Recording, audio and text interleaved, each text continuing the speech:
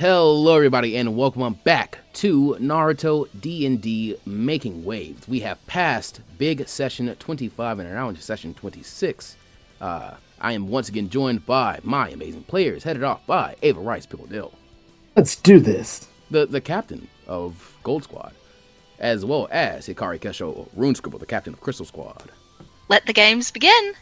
And last, but certainly not least, Nanimo Junbai, the Storybuster, the captain of Silver Squad. Hopefully my team doesn't kill each other again. Good damn. Oh gosh. So, as we last left off, the players had just ended off Ava's birthday. And the rest of that day would have more than likely, unless they had anything that they wanted to do in that remaining 24 hours, going off pretty much without a hitch. I believe I did say it would have been the weekend around then, but let's say that even if it is around a Saturday or so, because Sheeny gave you that day off, of course he's going to work you the next day. It is, of course, Sheeny. Being too lax on you guys will at some point lead to death. So, as you do many a days, you guys would be meeting up in your little training location, which is exactly where you guys first met and first had your little spar with the Black Ghost. So, near the edge of the Great Naruto Bridge, around some of the forest of that area. Good morning, kids. Everyone have a good morning, party? Sensei. How goes it? Good morning, Sensei. Hey, Sheeny. Hey there. So, you guys ready to hop to it? Bright-eyed, bushy-tailed? Very ready. You can see Ava's got, the naturally scroll under her arm. Yeah, I knew. She is ready. Okay, well, we're not changing all too much. You guys know you gotta give me a lap, and we'll do our little bit of spars first. So, everyone give me a... I believe I allowed Hikari to do a crafting roll as if she's like crafting her steps as she's going along she runs this trail a lot, so I guess she has kind of like made perfect footholds and knows exactly how to pace herself, so we're calling it crafting. Ava, a chakra control check as if she is, keeping her endurance and holding everything. Oh, you crit failed. Holding everything in very well. And Nanimo, you may make an acrobatics check. And or if you'd like to, I will allow you to do ninchu, as if you're like speeding yourself along with your chakra. I'll do acrobatics for now. Okay. Won't make much of a difference. So, I have a total of 11, but I got a crit fail. Yeah, the crit fail, unfortunately, makes that something we can't change, even if you do get a total 11 because of your nice, juicy expertise crafting roll. So, Hikari, I'm going to say that as you are going through your little footholds, you are going to trip and take a little tiny fall. Just a little tiny one. Just a little tiny one. And listen, look, I crit on the damage roll for it, so you only take a little tiny one of damage. Take 1 damage. Down to 44. Boop. Nothing more. But yeah, you finish behind Ava, which you probably don't usually do. You probably do finish before Ava when you guys do your laps. Okay. Now let's do a little bit of sparring and we'll get some real practice. I think it's about time you guys had an actual lesson for once. Oh, what are we learning? Don't rush me. Just come on. It's my whole thing. I'm about to. Once I'm in agreement with Nanimo. Let me kick your ass first, and then I'll tell you. How about that? Okay. Hikari giggles a little. Okay. So you guys are all just gonna roll me some martial arts rolls. We're just gonna see how you guys are doing today. 14. Okay. Virtual arts. Ava, better than Ava. Better than Ava. Maybe. Not better than Damn it. Ava came out on top. Not better than Ava. Not better than Hikari. So you guys are The like worst trading, in the class. going through a little kata, and 17. oh yeah, no, you don't. I'm sorry, you don't beat Hikari either. You guys are going through a little kata. He's like, okay, Nanimo, if you're gonna try that like Wing Chun blocking there, you need to like really work on the up hand, block there, because if it's not strong enough, and then Ava like smacks the shit out of you. Like, yeah, that happens. It really was like, what's your flank, dickhead? Just a rib punch. Ava, if you're gonna do that, make sure you really dig into the kidneys. Of course. Why are you giving her advice right now? Because it's training. What do you think this is? I can't show favoritism. And Hikari, if you see an opening like that, you want to really get into it. And he's like pointing at his balls. He's like, yeah, you want to really like dig in there and finish him off. Don't give him. Listen, buddy, you're fine. Nanimo fool. Fine. Hikari's probably going to whisper to Nanimo, Did you piss him off the other day or something? No, I think he's just getting back at the work present thing. Okay. I think with that, it's time for a little practice on changes in chakra nature, and I suppose a little bit of form. So Hikari and Nanimo, would you please come here and help me demonstrate something to Ava, please? I want you guys to just make me some chakra control checks. You're going to do these with stacked advantage, so roll twice and add 2. And I just want to see you guys generate a little bit of water and a little bit of wind from your palms. Yeah. Chakra control 24. So from Nanimo, 20. Yeah, okay. So from both of you, we like Hikari probably can generate like a little tiny, like localized, not a true hurricane, but it is a visible swirling of wind chakra in her hands. It's very gentle. And Nanimo can just barely condense the moisture around him into a visible, little orb of condensed water chakra. That she would be like, good. That's kind of the basics of it, Ava. You know how to make your basic chakra turn into something different, but it's not really an element. I guess it is. Gold is an element, but not classically, the chakra wheel style. So Yeah. our first step in this is going to be teaching you to not rely so much on that power versus the actual earth chakra, which I suppose stems from it since, gold from the earth. That makes sense. So where do I begin? have you looked at that scroll yet? Yes, Ava would have studied all 3 of those scrolls. Okay. I know you looked at them. I was more so if I could make a joke of if Ava thought about what they said to do, and he'll remind you now, since I didn't actually specify that. Anyway, so you remember how you broke into the catacombs back in Whirlpool? Yeah, made a gold fist and punched down. Mm-hmm. I need you to do that again, but 86 the gold fist part. You just want me to punch dirt with my soft, terrible skin. Stone would be preferable, but we can start on dirt. Stone? Alright. Ava's gonna hop over to the nearest stone. She is nothing if not ambitious. But she can heal herself if this fucks up. You can heal yourself if this fucks up. Ava, give me a disadvantage chakra control check. Oof, okay. Flat disadvantage. Just roll twice and take the lower. Okay. Okay, so that would be dirty 20. Dirty 20 isn't bad at all. Ava, take... get out of my way. I need the thing. Take 3 damage plus your strength modifier, which I believe is 0 anyway.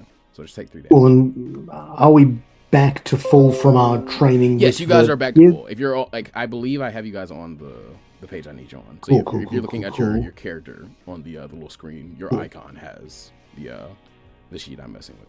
Gotcha, just wanted to make sure. You're just down to 54 HP right now. 53, yeah. No, it was only 3 damage. Okay, not plus my strength mod? Oh, I thought you had a 0 in strength. I'm sorry. 50, And a 1 in strength. Okay, that's... There we go. How'd that feel? Painful. Okay, do it again. Right. He's gonna do it again. Okay. This time, Once he's again, gonna stop you as you lift it up. This time, I want you to really focus the chakra in your hand. Try and make it in the ground almost become one. Okay. He's gonna lean down, touch the ground, kind of analyze it, rub a little bit of stone grit between her fingers. You know what, Ava? Take a second and just get real familiar with the ground there. Hikari and Nanimo, a little practice for you.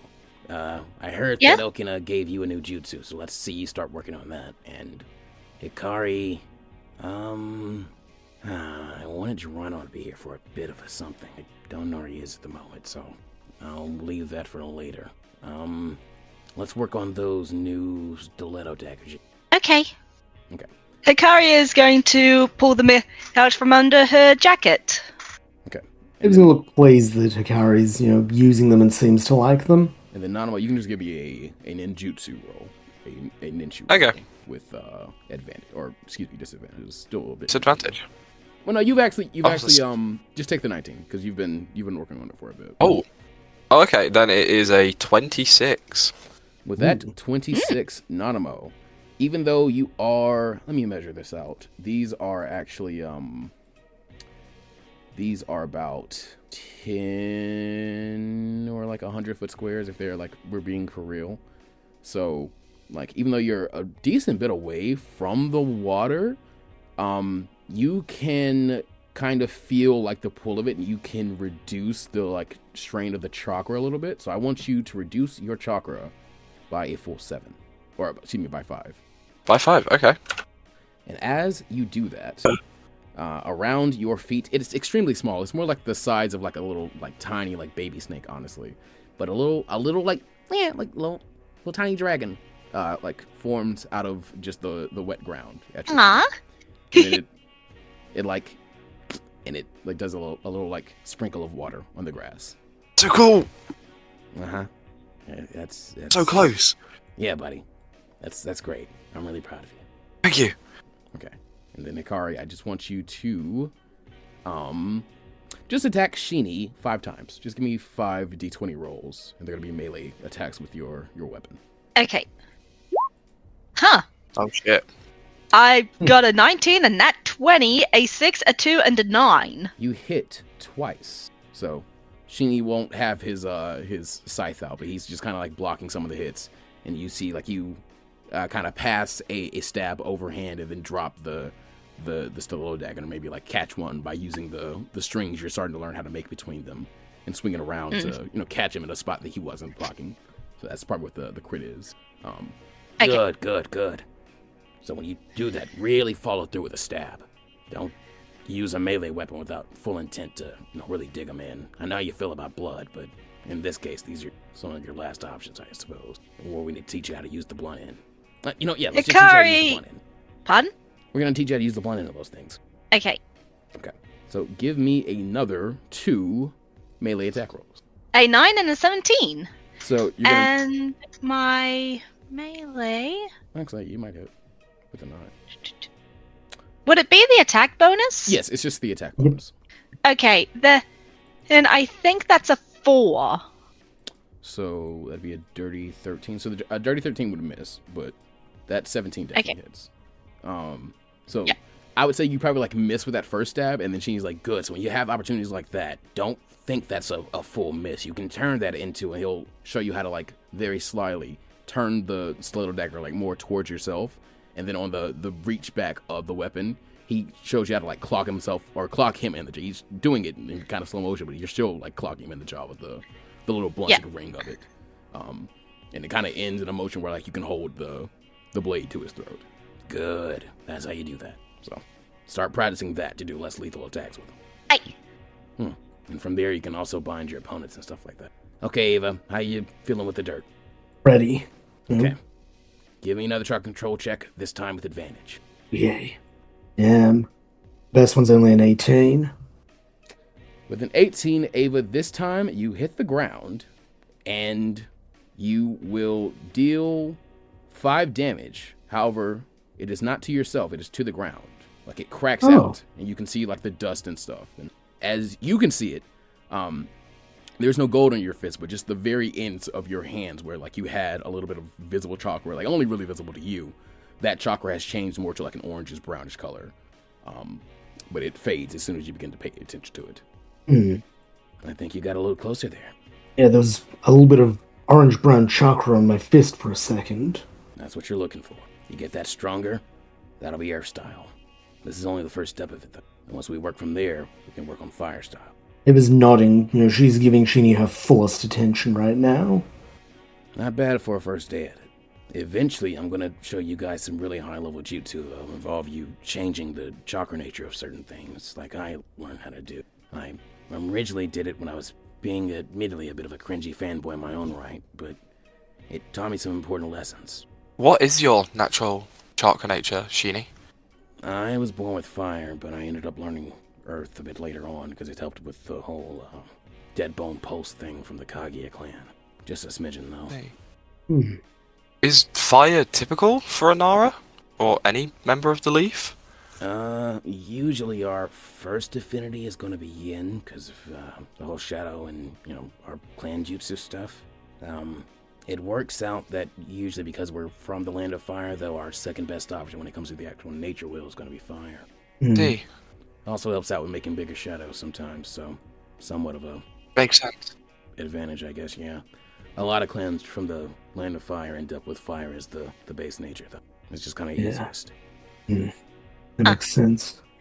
I wonder if that's a chicken and the egg situation. No one's really sure how it happened, but more than likely it is people adapting to it, the places rather than the places, because the lands didn't name themselves, It does make sense. If enough people with fire style gather together, they could call that the Land of Fire. And very commonly in what you guys would probably say the olden times, but it wasn't that long ago for me.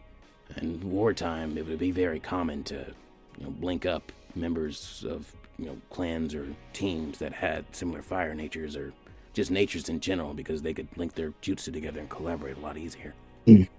Eva's nodding along. And if you This is not for example, surprising. you're fighting a bunch of wind style users and you have a unit of fire style users, well, the math does itself. Of course, things like that can also backfire on. But these are the basic lessons of changes in natures and understanding how the chakra wheel can affect things. Take Girano, for example. He's probably not as truly strong as me, but because it uses lightning nature and when that causes light, it kind of weakens my shadows, then it weakens my earth style.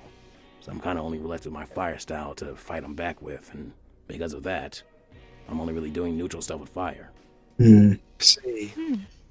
Makes So sense. to make a truly balanced team, we should probably try and cover every element, right? If possible. Picking up other elements isn't the easiest thing in the world. Ava set herself a pretty high goal. Usually it's only something you attempt to start doing when you want to get to tuning or higher, maybe special Joan. Special Jonine. Yeah, I Isn't that imagine you mull on won't that? master fire for a while, but getting you some basic understanding of it should be possible within... Well, I'm not going to limit you to putting a time frame on it. I'm sure you're going to surprise me. I always try to. You need to stop doing that. Okay. Oh, yeah, I wanted to show you guys something. So this is a jutsu that I invented that I learned from my senpai, that he invented from a lightning style jutsu that he originally invented from looking at his mentor's jutsu, which was this other thing, and it's like a Hokage's jutsu and stuff like that. And then that Hokage got that from watching a tailed beast legend. Like, that's what legends say, but I'm not 100% sure if that's true or not. So it's a good technique. Eventually you guys will be able to use something like it, just not this exactly. And then he will run through the hand signs for his version of the Chidori, which he refers to as the Chishisha, or rather the lightning, or the Shadow Blade, the Kagekiri. So this is a pretty powerful, it's usually an assassination technique, but it can help with all kinds of things, and it's really versatile. At some point, when I get your wind mastery, Hikari, your earth mastery, Ava, or I suppose fire, or maybe, if we get a handle on that stuff, the gold, and Nanimo, your water, showing you guys how to make 1,000 birds, but with the wind, earth, and water styles. Plus, Fireblade. Yeah. How hard were the hand signs to follow? Look, I'll be honest. I also was probably. of course. I swear to God, I used to know Chidori by hand. I used to know Chidori like by heart. By heart. I feel like there was definitely a time I could have done it off the Monkey, top dragon, of my head rat, as well. bird, ox, snake, dog, tiger, monkey. Yeah, monkey, dragon. Can I make a check to see if Nanimo followed? He's shown to be quite good at doing this in the past. You do have kind of a fucking Donatello style Sharingan. I'm gonna give you the chance. This is coming. Yes. Hold on. This is. I don't know if you rolled or not yet, but I'm gonna check. I'm This is not. coming at triple stacked disadvantage. You're gonna roll twice, take the lower, subtract 6. And take away. Okay, alright. Can I take what a is it? crack? Because I have a history of ripping off Shin's jutsus. You may all take a crack. Because, I mean, honestly, Okay. fuck it. Do it. Damn. Can you No, explain my he's showing you something he wants to show you. It's not like he's trying to teach you at this moment. So I'm not going to say he's helping you to take away, but you can all make that disadvantage ninjutsu check. So roll twice, take away 6 from the lower roll.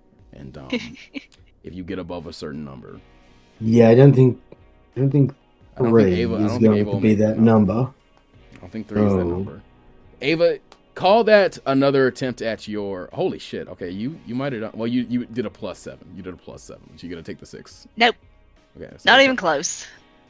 Ooh, +7. -4 for my Hikari. My ninja is +7, so it's 17. Okay, 17, then My minus 6. So ninja? you got an 11. Yeah, add your ninja and then take away 6 is what I was saying. Sorry. Oh, okay, then I got 6 total. Still not very good. It's not bad. I still got a total of 2. Ava, Because- a little more dirt than you picked up falls from your hand. Mm-hmm. Hikari, a little burst of wind comes off your hand, but that's about it. Nanimo, your palms get sweaty, and that's about it. Okay. You unfortunately don't pick up the hand signs. Yeah. In fact, I'll say Sheeny probably ran those a little quicker than you're like able to follow, and he honestly probably cheated and like broke his fingers a few times, like while he was doing it, because he was doing them so fast, and that's like one of his advantages. He can like break them and then twist them in ways you guys can't. So you're like probably watching his hands like heal back. You're like, you motherfucker. What's the bet that he did that intentionally because he knew Nanimo was gonna try copying him?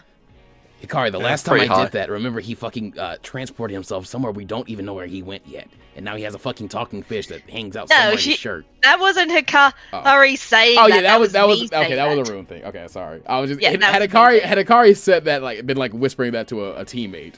Sheeny would have been like, I thought you grounded him over that shit. I thought you were very mad with him about that. No, think that it was was not Hikari saying that. That Okay. was me saying Okay. that. Don't worry. Clarification. I think everyone just like, how's the fingers, Sheeny? Don't worry about that. They're fine. Healing fingers is like really light work for me. It only takes Oh, like you don't Chakra. you don't want some healing? No, it takes like 3 She'll chakras. give an evil smirk and just hold her hands out benevolently. All good. So, you Fair guys enough. think you got your lesson in, or are you ready to do a few D ranks, or you want to skip D ranks today and maybe work on those teams of yours? Because I heard first week didn't go all too well, at least that first day. I Yeah, could first definitely use day's some more always- time with mine. Say again, Buster. I said my first day was definitely weird. Weird is a way to describe what happened on your first day. What happened on his first day? Don't worry about it. Kaboom. She's got a gremlin look in Oh, her eyes at the speaking moment. of, actually, yeah, since you just reminded me, in a burst of sparkles and a little, like, tiny dazzling fireworks in front of Sheeny's feet, while you guys are sitting here having your lesson, a gift basket appears. Rune, would you please read out the contents of this gift basket? The gift basket are 6 packs of sparklers, 6 packs of store-bought mochi, good quality, 6 packs of strawberry poke, 6 A-rank explosion tags, 3 BFFWs, and 6 jars of Conpeto. BFFW stands for Big Fucking Firework. Oh, yeah, she said she was sending you guys a gift basket. I guess it's here. Who's that? Oh, an old teammate of mine, I was telling about you guys, said she was gonna send you a you survived Shishi's hellish training camp, wherever the fuck it was, gift basket. So that's what that is. Oh my god, how many explosives? Ayaka, what the fuck? Hold on, I'm gonna go make a call. When you're done, I also would like to make a call to her, or at least send a thank you note from DPS. It's only proper when you receive a gift. Fine, you know what? It wasn't. Just sit here. I'm just gonna leave a message, and well, you guys can hold on. And he's like, it's very much the vibe of your mom, like trying to make a call, and like you're sitting there like waiting on it, like with her. Hey, Aya, when you get a chance, call me back. Why did you send them? These are so dangerous, and you sent them all together. Anyway, the kids wanted to say thank you. He like points the DPS hand at you guys. It was like, after you, Rune? Thank you, Ayaka-san. Yes, thank you, Miss Ayaka. Thanks for the explosives. And a fun name to give Sheeny. They're gonna blow their fucking feet off, Ayaka. I'm gonna blame you for it. Bye. And he hangs the DPS hand and it disappears. Jesus. Okay, no, I can't be teacher. I'd have to go do more teaching. How's your training been going, Sheeny? You haven't spoke a lot about it. You guys will get a taste of that pretty soon. Oh yeah, okay, you guys will get a taste of that at the end of. Okay. Fantastic. Well, kids, something else? Oh, no, I was going to say, if we're all wrapped up here and we're not doing any D ranks, I'll go find my team, but finish what you were going to say, Sheeny. If we're not doing any D ranks today, let's take the rest of the weekend off, and then Monday we'll probably skip on a little less training, and we'll do a few more of those. Right. Okay, Sensei. All right. Sounds good. See you kids later. Ava will take one of the mochi as she leaves. Oh, he'll split the... Yeah, there's probably There like are stuff... two... Yeah, I'm sorry, finish that. For the 6 ones, that's supposed to be split even... For all of it, it's supposed to be split evenly between everyone. So everyone gets 2 packs of sparklers, 2 packs of store-bought mochi, 2 packs of the strawberry pokey, 2 A-rank explosion tags, 1 of the BFFWs, and 2 of the jars of Compayto. Yes, you may add What that is to your Compayto? inventory. That's real. Compayto's a Japanese sweet that's basically sugar shaped like stars and flavored different things. Ooh. That does sound like Just a something sec, like. I'll send you a picture. And for our auditory listeners, will describe it, and then for those who like the stuff on screen, I'll try and put it on screen. The confectionery room has sent us. At the moment, has not been sent in the chat, but when it is, I will describe Here it is. A cacophony of delicious verbiage. Oh my, how flaky, how succulent, how decadent. Oh yeah, okay. I think I have seen these before. Yeah, they look like really, really light and airy, and like they're very colorful, and there's like all kinds of like pastels and very, very hyper and like bright colors. Apparently, the blue ones are soda flavored.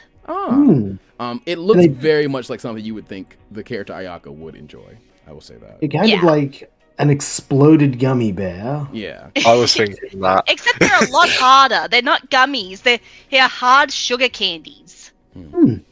Nice. Okay. But yeah, Sheena's gonna leave you guys behind. Ava, on this screen, I'm gonna go ahead and restore your HP, and Hikari, I'm gonna restore your HP. So when any subsequent scenes, just act as if you have not taken that damage. Just allow it to have happened and I'm gonna take you guys back to our little group training area for now. Can Ava go look for someone on the way to the training area? Sure, I'm just moving the virtual tabletop. Yeah, Hikari probably will too. Yeah, you guys don't actually have to be here. I'm just moving the virtual tabletop, so when you guys will know. Sure. And I will add who you will be recruiting as you need them. Yeah, so Ava's gonna head over to Inari's house. Okay. Yep, she's gonna, knock on the door and hope he's in. You will be met by Tsunami, and you can actually see in the background there is a sleeping Tarzan on the couch. Hello, Ava.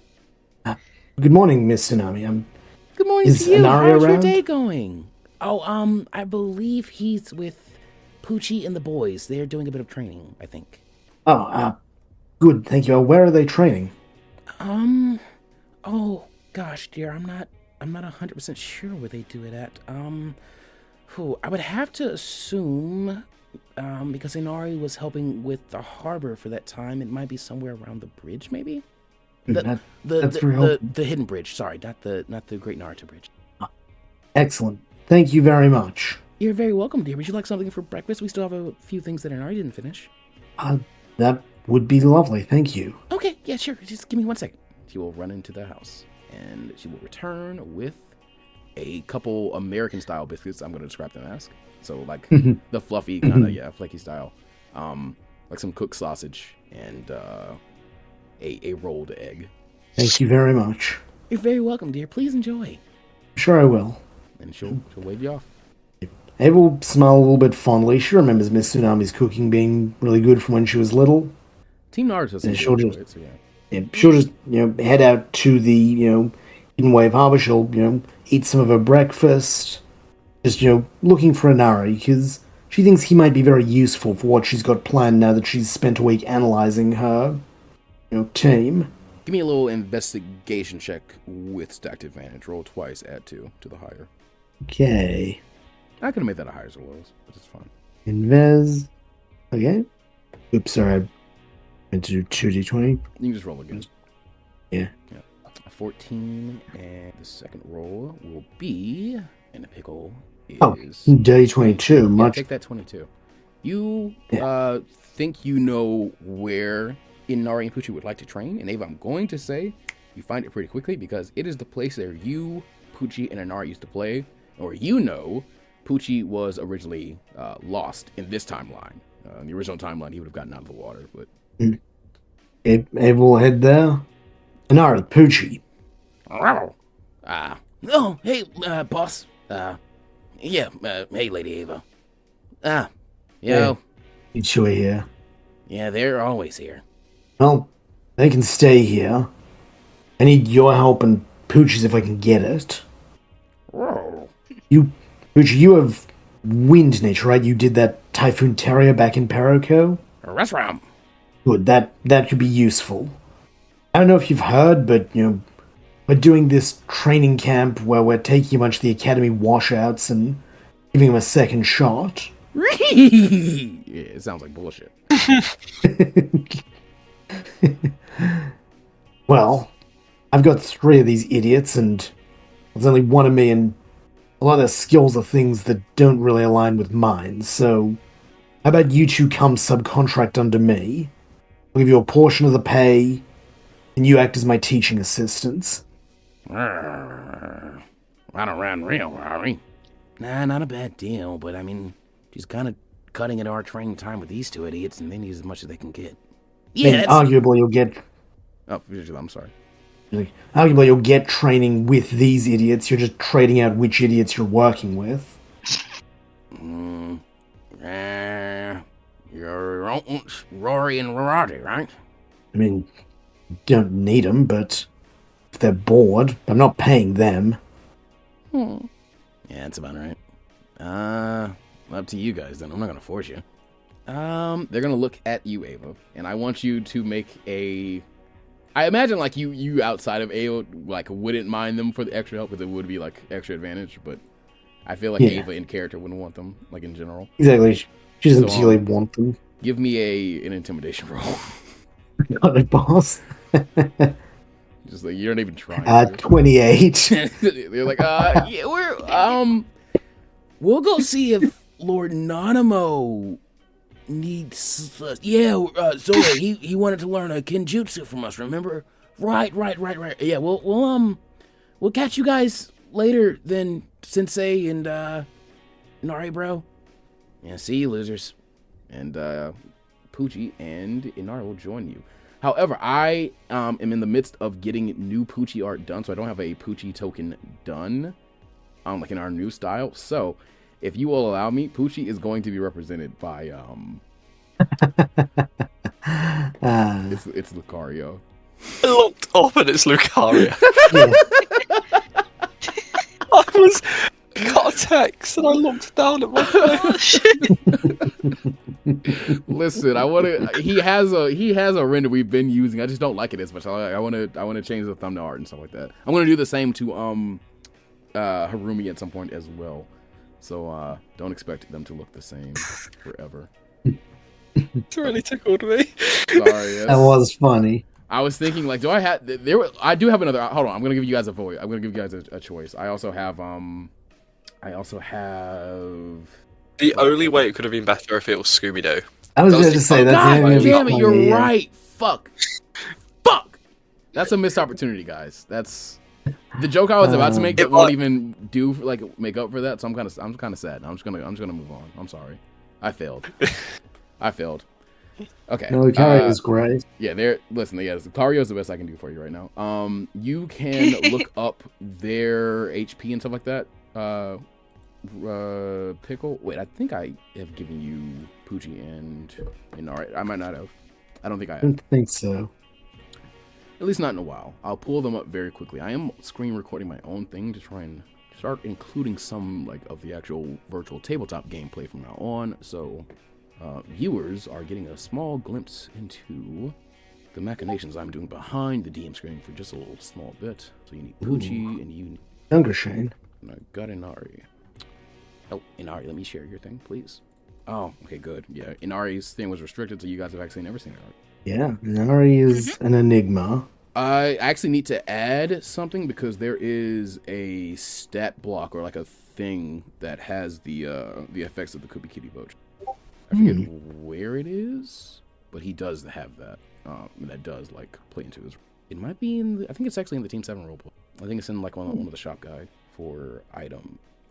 But yes, Ava, you've got your teaching aid. While that is happening, Nanimo, you are traditionally second in this order of things, so you may proceed and do anything you'd like to do while we are getting a few things in order here. Okay. Yeah, I assume, just like I had asked, Geronimo has just shown up and continued to be a teaching assistant with me? Yes, he has been around. Okay. Good. Because, it means I can start the next batch of training. So, going forward, Nanimo is going to put each of his students with himself, Marlin, or Geronimo. Right this second, his current plan is to him personally spend some time with Zippo to help him finish the transformation or clone jutsu. I don't remember which one it was he was lacking. Clone. So Nanimo is going to help Zippo work towards the clone jutsu. Okay. He would like to assign Marlin to Katsumi to help her learn to turn her fish marching squad into a fish firing squad by teaching her to use a basic water gun-esque jutsu, essentially giving her a bombarding arrangement of fish using Marlin. And Geronimo, Nanimo would like for him to start teaching Manta how to use a lightning base, just teaching him to form lightning-based jutsus. The whole time, Nanimo wants Manta using weighted armbands, because we got some sort of basic weights. You guys got from sandbags, so he can have sand on him. So just tying them to his arms. Nanimo wants him the whole time he is doing any training for the next 3 weeks to be using these heavy weights on his arms. Okay. To increase his own physical strength. Okay. That's kind of what the plan is currently. Okay. I want you to go ahead and give me this time I'll allow you to do a ninjutsu roll with Zippo to try and teach him that. I'm assuming I'm using his ninjutsu. I want you to give me a ninjutsu roll for Nanimo first, and then give me one for Zippo. And that's gonna kind of be Nanimo demonstrating first. So this should be a fairly easy one for him to, do, since you didn't. 13 for Nanimo. Okay, so a 13. So I need him to beat a 13 DC or higher ninjutsu check. Rolled with disadvantage by accident, but he got a 15. Call it advantage, actually. Yeah, so he got a 15. Yeah, that's above the 13 you got. Yeah. So he can add himself a clone genjutsu. Throw that in there for him. Easy enough. He begins to figure it out. He stops making them so tiny. Like, what he was really doing was fucking cloning his lighters and stuff, and cloning sparks. He wasn't really getting his own body to do it. So, or he would make a clone and they wouldn't have his scar or something like that, or he would make a clone and they would be missing, some vital part of him, or his hair would be different colors. He kept fucking it up. That's good. That's what I wanted. Okay. Was that a relatively fast ordeal? Yeah, that wasn't too long. Honestly, this is still just the weekend after your first week, so he picked that up super, super well. Wow. Okay. Stop underestimating my power, finally. I learned it. I learned the clone genjutsu. So now I'm the most powerful shinobi ever. You're doing great, Zippo. We've got a lot more to teach, but you're really making massive strides towards getting there. I believe you can truly do this. Right, because I'm the most powerful shinobi ever. I mean, after me, but you're there. Wait, are you stronger? Second's still good. Are you stronger than Geronimo Sensei? No. He kicked my ass. What are you talking about, mate? No, you came over into Bloody Udon and beat the shit out of me. Come on. Everyone knows you're stronger Oh, than me. Geronimo. Aww. Unky Geronimo. Nanimo just smiles ever so faintly, trying to not really, be. Nanimo? Like, that happened? Like, that's kind of cool. Like, oh my, I guess that's why he listens to you and all that. Okay, kids, don't get a big head. Quite. Look, it we all seems he must be really weak if that's the case. Maybe we can actually take him. Now that I think about it, maybe God hasn't blessed him as much as I thought he did. You Not just to please get don't back try to again. listen. You just get back to making those. Do me a strength saving throw, kid. God. Oh, at a disadvantage. Sorry. Oh God. Oh, it would have been good. Oh, wow. It's still good. Yeah, it's just a 15. He keeps it up. Oh He's- damn. I think I can do it. Okay. I don't know that you do it, actually. He's actually doing okay.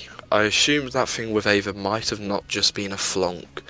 Ava's fairly strong, so whatever dominant strength's in there, I want to try and draw it out. Okay. So keep going, Manta. I believe in you. Doing my best. You're doing great. And you, fool. I'm going to teach the blue-haired fool. I don't like this thing, Nanimo. I really don't like this thing.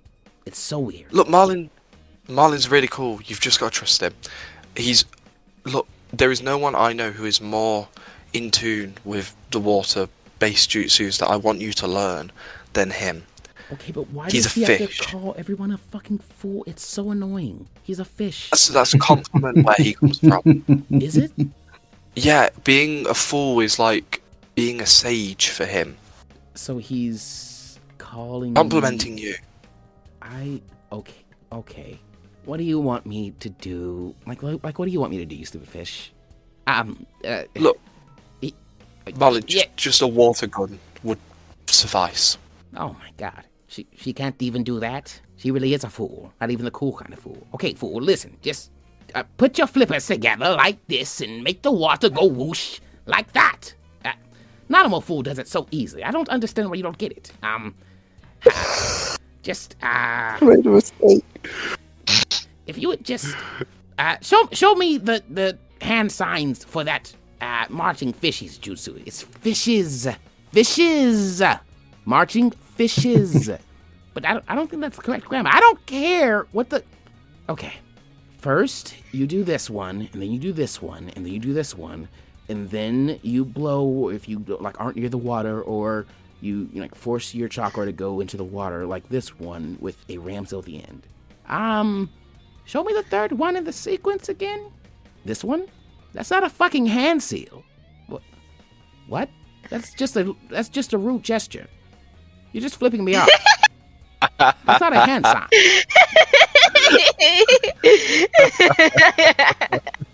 Did you think that was a fucking hand sign? Ava taught her that one. Like I always saw like Ava doing it and like. So she's very red faced, but she can go ahead and roll a ninjutsu roll with stacked advantage. She can roll twice and add 2 to the higher roll. I'm so happy right now.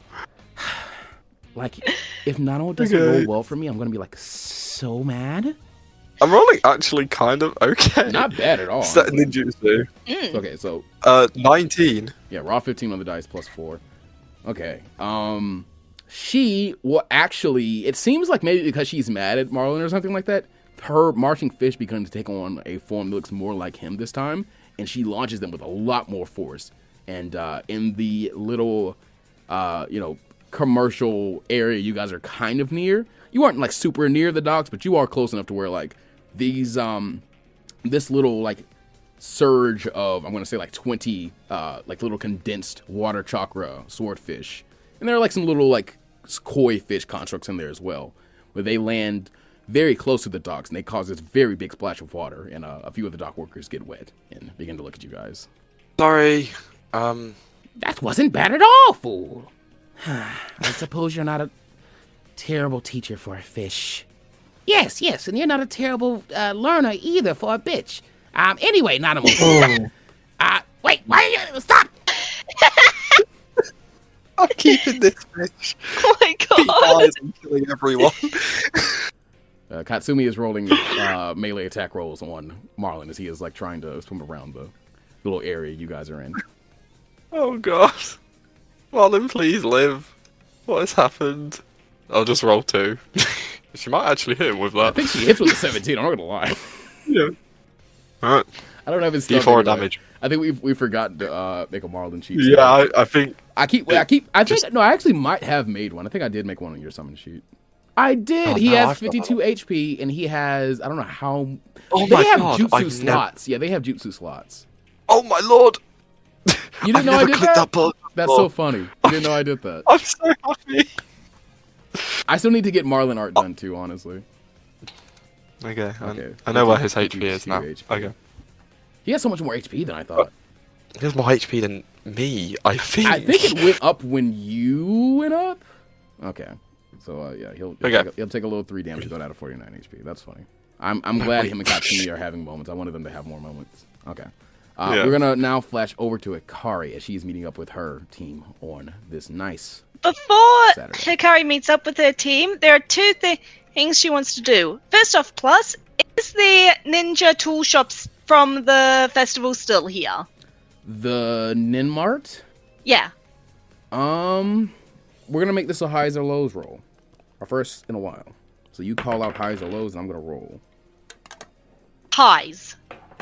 I got a 14. He is packing up. He is still there though. Oh, good. You make it there. Then in time. Hikari is going to ask if he can still buy some ninja paper, the kind that's used for testing a person's chakra nature. Oh, give me yeah. I'm not gonna turn down a little sale. Give me just 5 minutes and I'll be right back. And he's going to open up a few of the seals he's already sealed up. Begin looking through stuff. Do you want the kind that can test for yin and yang affinity as well, or just basic one? The yin and yang affinity too would be good, thank you. Sure. You know what? I'll slip in a few of those. Most people don't really need a ton of them, and we honestly just upsell them, so. Okay.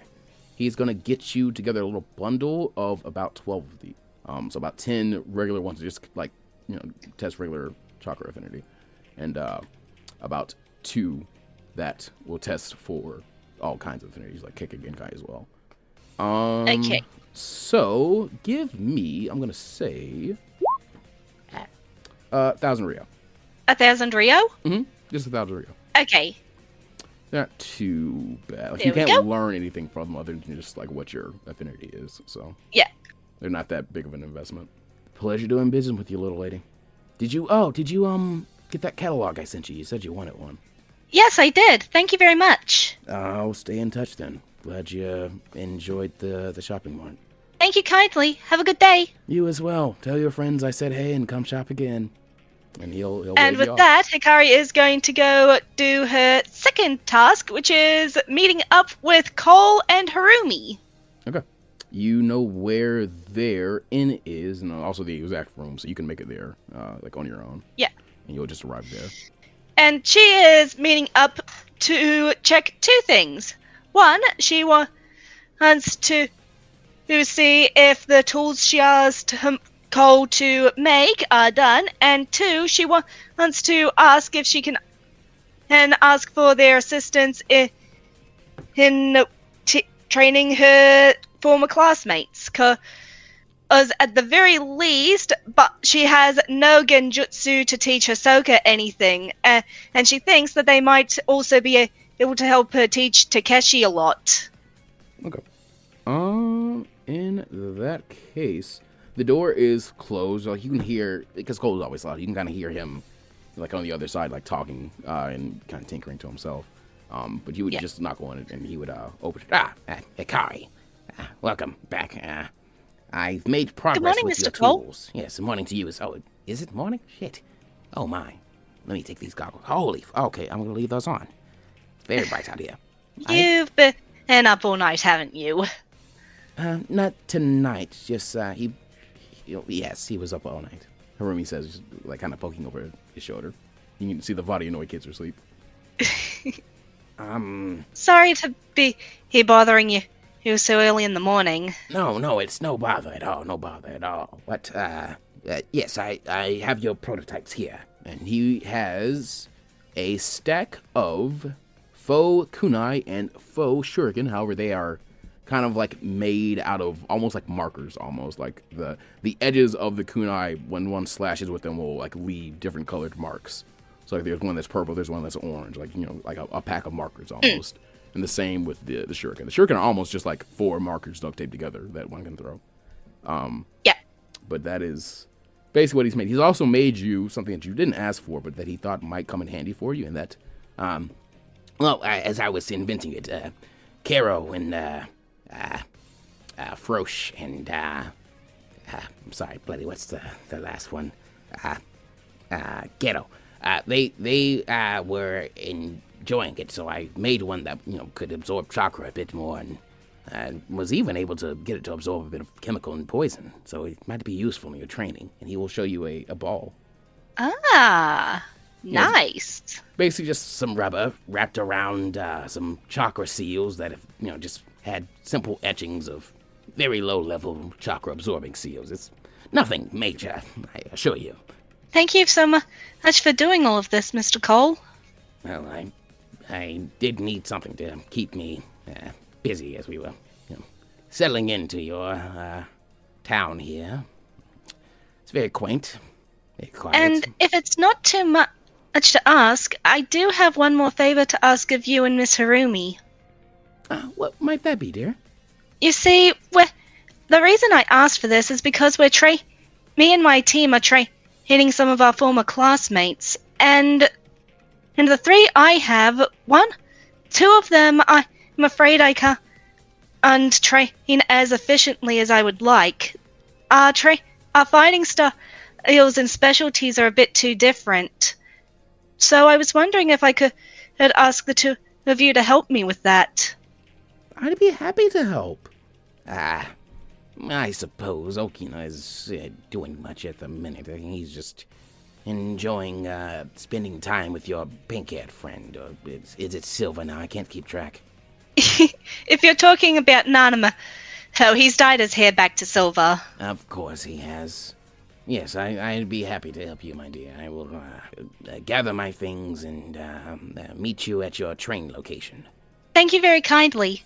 Hikari is going to tell them where they meet up and is going to say that she'll meet them there. Right. We will be there in 10 minutes. Thank you. See you there. And with that, Hikari is going to go meet up with her team. Okay. You will meet up with your team, and as said, 10 minutes later, Himura Cole and Harumi through her drone arrive. Hello there, Hikari. And during the time that they were waiting for Harumi and Cole, Hikari is going to have gotten both Bungaro and Hisoka to test their chakra natures. Oh yeah, no, you can do that. Okay. Rune, here's what we're gonna do. I'm going to allow you to roll 2d5. Give me a second, though. I'm gonna assign a nature to each number. So 1 is fire, a 2 will be water, a 3 will be earth, a 4 will be lightning, and of course 5 will be wind. Okay. A 2 and a 1. So you have a water release and a fire release nature. That works out pretty well. Actually works really well for these 2. I'm going to say... Yeah, I'll allow you to assign. I'll allow you to assign them. I'm going to say Bungaro is the water and Hisoka is the fire. Go for it. You can add that to their sheets as their natural affinities. I canonize it. That's how I see it. That's how I rule it. If I had a gavel, I'd bang it. I just smacked the little box my dice said. I think that's fine enough. Okay. Anything else you would like to do before Cole and Harumi arrive? You know what? I'm also going to give them the yin and yang tags. See if either of those work. Hisoka will definitely spark off the yin tag because he's a genjutsu specialist and they need that. As for Bangiru, I would say they probably have Yang release affinity. Okay. So Hisoka is yin and Bungaroo is yang. Mm-hmm. Good pairing. Fire and water. Very yin and good yang. pairing. And Takeshi has fire and water chakra. So, I mean, it Yep. works things out pretty well. It is crazy, because his natural affinity is actually water, but you get fire just from being a fucking fry cook. Like, that's just how the game works. It's pretty wild. Yes, well, we are here. Thank you for coming. Everyone, I'd like you to meet Mr. Cole and Miss Harumi. Yo, there. Charmed. Hey, bro. Hey, Miss Lady. Wait, do you have kids? Sort of. Cool. Yeah. Hey, Miss Harumi. They're going to be helping with training as of today. Okay. Yeah, sure. I'm looking forward to the help then. So, how Hikari's training is going to work is first half of the training day is going to be focused towards practicing and learning the jutsus. The second half of the training day is going to be geared towards putting them into practice through games. Okay. So, would you already have a list of prepared jutsu you're trying to teach them? Yes, I do, in fact. What I want you to give me then is I'm going to give you advantage on this because Hikari's had time to prepare for this. She does have the help of, the students here who can just open their mouths and say, well, I'd like to learn X, I'd like to learn Y. And you also now have Cole and Harumi who have a decent amount of experience themselves. So you do have some boons to kind of explain your having a bit of a meta knowledge of the wider list of jutsu to teach them. So I would just like give me an Inshu check. This is one of the times Hikari should roll an Inshu. 1d20 and plus 6. I'm not looking at the thing real quick because I would. Dirty 25! Dirty 25 Nice. is not bad. If you did too poorly, Cole has a thing as a science den that's basically the artificer flash of genius that we've just added his plus 17 or his plus 18 intelligence to the roll. Add a raw plus 4 to it. So honestly, just count it as a 29. Nice! Yes. I am quite smart. Okay, so yeah, you know all the jutsu that you have on your list, or at least you know of the basic concepts and can therefore help your students or tutoring students work them out. So it's not just Hikari knows the wider jutsu book that we have. Yeah. Okay. So, do you want me to list one of the jutsu that she wants to teach each of them, or just the whole list? Sure, just give me the first jutsu you want to work on for Hisoka, and then the first jutsu you want to work on for Bon, and then Takeshi, and they'll make their first rolls, and we'll role play that. Okay, so for Hisoka, the first one I want to teach him is hypnosis. Okay. The first jutsu I want to teach Bungaroo is the toxic barb barrage. And the first jutsu I want to teach Takeshi is the grease trap. Toxic bar barrage and grease trap. Okay. Hikari, you have Cole and Harumi. So, with your 3 students, you could decide, I'm going to work with X while they work with Y, and then they work with Z. So, do you want to assign each to a student to maybe give them a +2 in these roles? Or you could assign and have everyone that'll kind of get into your time a little bit. But yeah, in that case, you want Cole to work with somebody. I'll have Actually, I'll have Harumi work with Hisoka. Okay. I'll work with Bungaroo. Hikari will work with Bungaroo, and Cole will work with Takeshi. Okay. That second Cole is just Harumi. Yeah. Okay. So, since you said Bon first, Harumi is going to pull him aside and go, okay, dear, do you have any trinkets or anything on you that you could use to maybe, lull opponents or something like that, or just kind of draw the attention? Miss Hikari, can you give us a description of the hypnosis jutsu, please? 1 second. I think that might help, Mr. Izuka here. Basic quickly. Okay, it's focusing your chakra to create a feeling of and lethargy in your target in order to lull them into a sleep. Ah, okay, I can try to do something like that. That's for some kind of focus. Not really, but I do have... And he's just gonna pull off this little, kind of crude-looking necklace he has. It looks kind of like homemade. I'll use this, I suppose. And he will make an attempt at learning this jutsu. So I want you to make a... it's gonna be a ninjutsu roll for... Oh, no, it's gonna be an illusion roll for Hisoka. So that's something he should have proficiency in. So make an illusion roll with advantage. And I just want to see how high he gets. Okay, you said with advantage. 1 second. That is a max of 13. Okay, so you'll take that 13. Hisoka begins to do that, and Rumi's coaching him through it, and he's kind of watching it himself. So he's accidentally kind of luring himself into this hypnosis, but he does kind of see like what you are trying to get him to do, and he sees like as he's making the motion begins to blur, and he's like losing little gaps of the motion until finally he puts himself to sleep. That wasn't quite what I wanted you to do, dear, but a wonderful first attempt. A wonderful first attempt.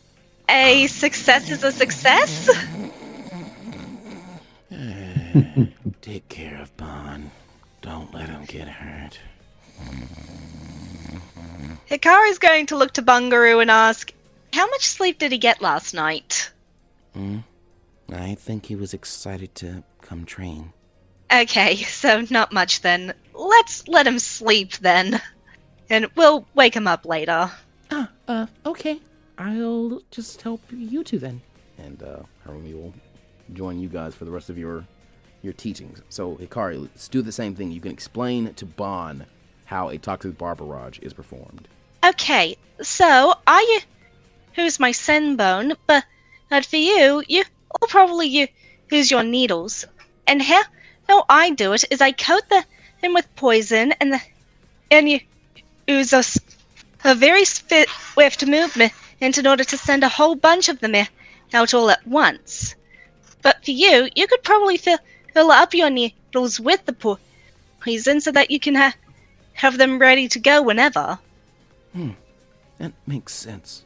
I've watched you do target practice once or twice, so I'm sure I'll need to work hard.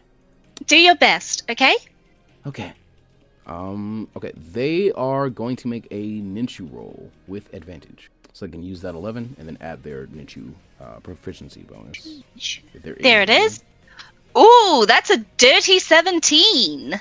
With that dirty 17, Arun, because that is a pretty high above competency, that's 5 above competency, I'm going to say that they knock that like pretty well out of the park. They don't really multiply them as well as you do, since the toxic bar barrage does kind of involve a small like amount of chakra being applied to the needles or the senbone to kind of make them, you know, kind of shadow shuriken multiply, but it's not a true shadow shuriken where it's like a massive cone of them. So Bon isn't figuring that part out, but in terms of like sending 2 or 3, like as many as he is able to hold in his hands out before like doing the little tiny hand sign that Hikari has learned to do as they fly out, he can do that, and he gets about 2 or 3 of them to stick into a tree that you are aiming him at. So very, very competent on that first try. I don't think that was too bad. How was that? Hikari's going to clap and say, good job, that was really well done. Thank you. I appreciate you. Good job.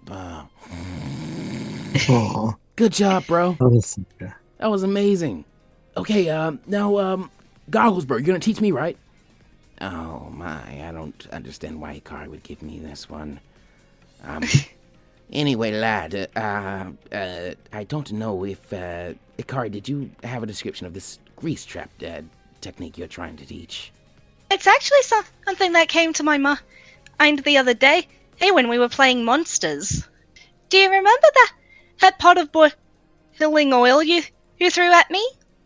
Oh yeah, bro, my grease fire gun. That's like my signature jutsu. It's like my strongest technique. Well, what if you could turn that into a trap? Oh, so Set it I up, cook leave so it, well that people come it, to get the food, and then when they're eating, I can like hit them with a big frying pan, right? Dude, Zoinks, that's fucking crazy, bro.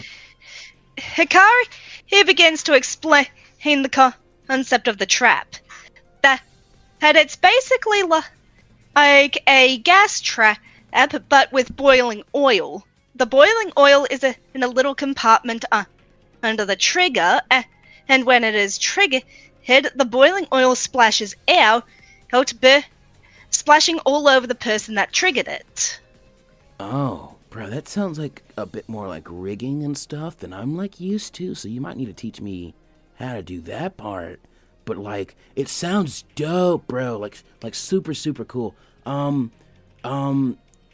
yes, I could teach the boy how to do a bit of crafting. I can do so too, Bond says.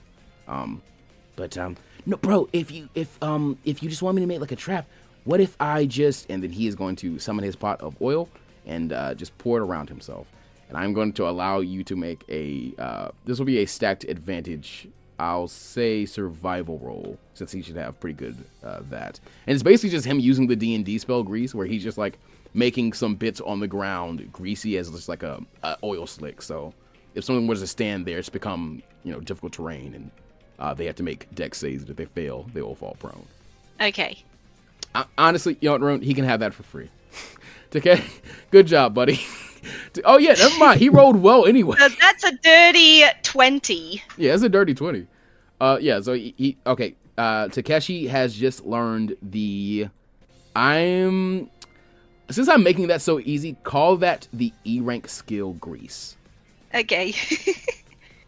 Right. I don't think that's what Hikari was talking about, but that might be useful as well. Doesn't really take a lot of chakra to do that, other than just, the prep time to seal the grease, I suppose. Yeah, dude. Like, so I need to think about this. Like, I can also get rid of old grease like this too. Like, damn. Maybe being a battle cook ninja is smart, bro. Like, fuck. I'm gonna tell Nanimo. Would that count as a ninjutsu or a taijutsu? You can put it in his ninjutsu just because the ninjutsu is the first little book you find in their little character sheet. Okay. So I find it easier to just like for the NPCs put all their stuff on one thing. Bro, that's amazing, bro. I get what like Zippo was talking about, bro. We're really gonna be the strongest ninja ever after this training, dude. Like, look at this, man. Look at all this grease. And then yeah, Takeshi's just sitting there like surrounded by grease, very, very proud of himself. Not quite what I had in mind. Take out your idiot. Okay. How's about I show you how to make a simple trigger trap? Dude, that'd be awesome. Okay. You can give me a crafting roll. You can give me a flat crafting roll, honestly, because as high as it is, it should be hard to mess it up for you. Oh my god. That is 17? a dirty 17. Yeah, 17. Yeah, it's hard to mess up. So it's Yeah. very simple, like triggering mechanism. He's going, okay. The only way for me to screw up a crafting roll at this point is if I get a nat 1. Yeah. You can roll a survival for Takeshi with advantage to see if he can pick that up. If I'll even make it easy. If he can beat a 15 DC survival roll with advantage, he'll pick up that tracking mechanism. And that'll make his grease trap jutsu, in terms of the D rank form, a lot easier to learn. He crits. Dang. Doesn't even matter, he crits. Well, okay, I get. No. I see.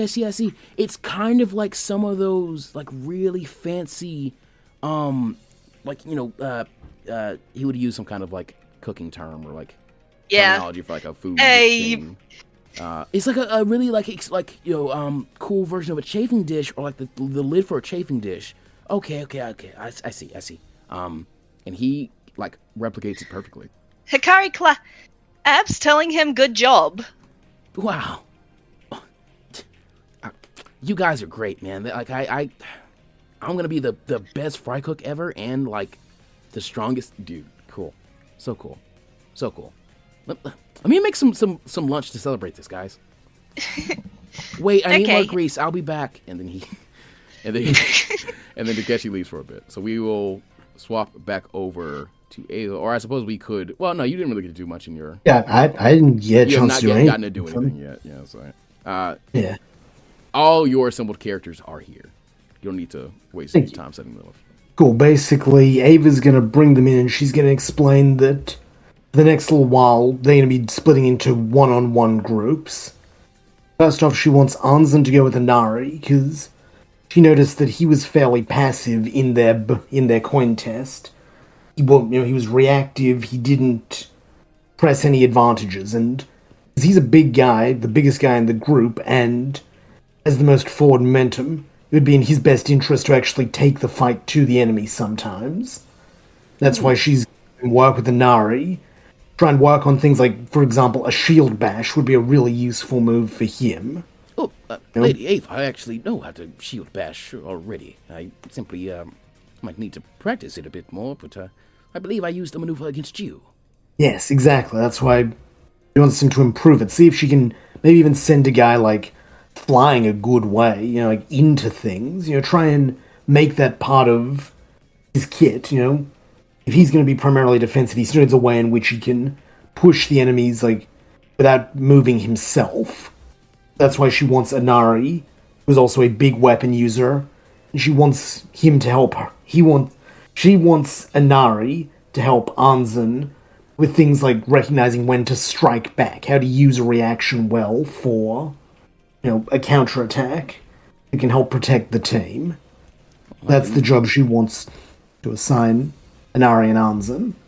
Well, I can certainly try. Isn't this guy, like, super soft, though? That's why you'll be helping him, Inari.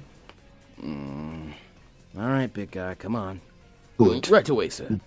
Now, I want you to work with Poochie, because now that I know your own nature is wind, I've seen Hikari do some interesting shit, and Poochie do some interesting shit with wind. They're able to effectively increase the power of their own projectiles, as well as possibly even draw a little bit from Nanimo. None of you fucking admit that I ever drew anything from Nanimo. She's gonna give them all a glare. To maybe boost your speed. Try and use your nature affinity to your advantage, because Poochie, that's your nature too, so you should be able to help her with that. Your aim's already good, but you tend to be stationary, which could be disadvantageous in a fight. Additionally, you can make things go further and hit harder by giving a little bit of a wind boost. She's gonna try and, do a demonstration, swing just like a chop down in the air and be like, see how there's a bit of wind. Yeah, I know how the fucking wind works. Jesus. Ah, she's Good. so Then you'll have no fucking problem with this, will you, Maybe. I mean, you're still a shit teacher. Well, now you're lucky. You get a better one, then. I have to deal with you. Right. She says that more affectionately than, she might have early on. And you, Miggy, you're with me. We've got two objectives. One, apparently your clone jutsu is fucked, so we're going to work on that.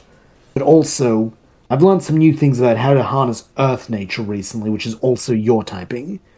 So we're going to go through those basics together. Sounds like a plan. By the way, I loved when you, shot that stray at Nanislo earlier. Great work. Amazing. Mwah. Chef's kiss. She'll nod, she's like, yeah, of course, it's Nanimo. Why else? Yeah. What else would I be saying about him? It is Nanimo. There's nothing good to say about him. So, anyone got any fucking questions before we split? No, I'm just looking for this one-on-one time. Yeah, and I'm ready to look at a dog smug other than you. I guess I'll beat on the big guy for you. Yes, Lady Ava, we will do our best. Good. Work hard. If you have questions, report in. I don't want you following down a path of profound misunderstanding because you think a question's fucking stupid. That's how bad habits get ingrained. Roger. Roger, Bava. Good. For that, yes, she'll split her team to try and each work on these specialized, little training programs. Okay, who are you working on first? So, in practice, she wants, Anzen to try and work towards the early sacrifice jutsu, which is an advanced version of the shield bash. Hold on, yeah, we have to do the same roll for you. Give me a ninshu roll with advantage to see how well Ava figures out her list of jutsu sheet. Okay, plus ninshu's okay. No, it's kind of shit. Okay. So that would be 12. With a 12, I may randomly replace one of the jutsu on your list when you attempt to teach it. Well, I mean, I may randomly change one of the, or downgrade it a tiny bit, so it might not be the exact version, but you kind of saw that happen with Rune's Grease a bit ago. She figured it out and it got Takeshi in E rank jutsu, but it wasn't exactly what she was going for, so it might be something like that. But yeah. Who would you like to work on first? I'll say Inari and Anzen are first up on my list. Okay. They're basically just gonna be working on early sacrifice.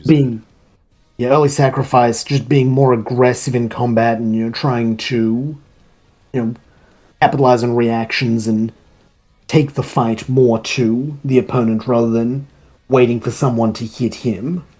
All right, big guy, I'm gonna hit you, and I want you to feel how that feels, and I want you to do what I just did, okay? Yes, sir. All right. So Inari's gonna untake out. He's going to equip himself with the Kubikiri Bocho. Now reading the things the Kubikiri Bocho has, I need to read this out to you guys, just so everybody is aware. So, Kubikiri Bocho, Executioner's Blade, classification, weapon, artifact, requires attunement, which Inari has done. It is an Odachi, but we've seen the Executioner's Blade, it's a little thicker than that. An intimidatingly sized Odachi forged by the Sage of the Six Paths, able to endlessly repair itself by consuming the iron and the blood of those slain by its edge. You gain a +3 to attack and damage rolls made with this weapon. In addition to its normal weapon properties, Kubikiri Bocho also has the Deadly and Reach 1 properties. While wielding Kubikiri Bocho, the user gains the following benefits. When you would damage a creature that is below half its maximum hit points using Kubikiri Bocho, you may reroll your weapon damage dice, taking the higher overall result. So it's basically like what was that, Savage Attacker or something like that? When you would apply ranks of bleeding to a creature as a result of a Bukijutsu you cast, it adds 1 additional rank of bleeding. When you damage a creature below 1/4 of its maximum hit points with critical hit using Kubikiri Bocho, you sever that creature's head, killing it instantly. A creature is immune to this effect if it's immune to slashing damage. Doesn't have or need a head, is a solo adversary, or the DM decides that the creature is too large for its head to be cut off with this weapon. So that's why he couldn't do that to Pero, by the way. Such a creature instead takes an extra 68 slashing damage from the attack instead. If Kubikiri Bocho's damage is penalized or is ever damaged, you may fully repair it by coating it or laying it in at least 1 liter of blood. So, Inari swings with a monstrous +10. Ooh. That 19 will hit 1 over Anzen's AC. So this attack will hit him, and he is going to take a whole 2d6 plus 7 damage. So he's going to take a whopping 10 damage. And with his bonus action, I'm going to say that Inari is going to make another attack action. And he is going to add his proficiency to that to make that a dirty 16 to shove Anzen back 10 feet. Good. Perfect. That's exactly the sort of stuff I want. Anzen observing and trying to imitate. Yeah. Oh, wait. Hold on. I think I didn't roll the right amount of 2D. Okay. So that is 11 damage. So from 26 down to 17. And he's going to go back 10 feet. Ugh! My!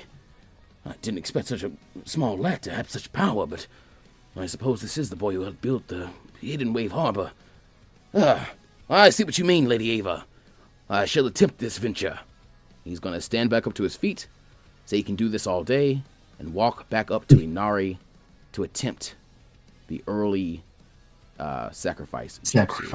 So, Ava, I want you to give me a Tai Jutsu or martial arts roll from Anzen.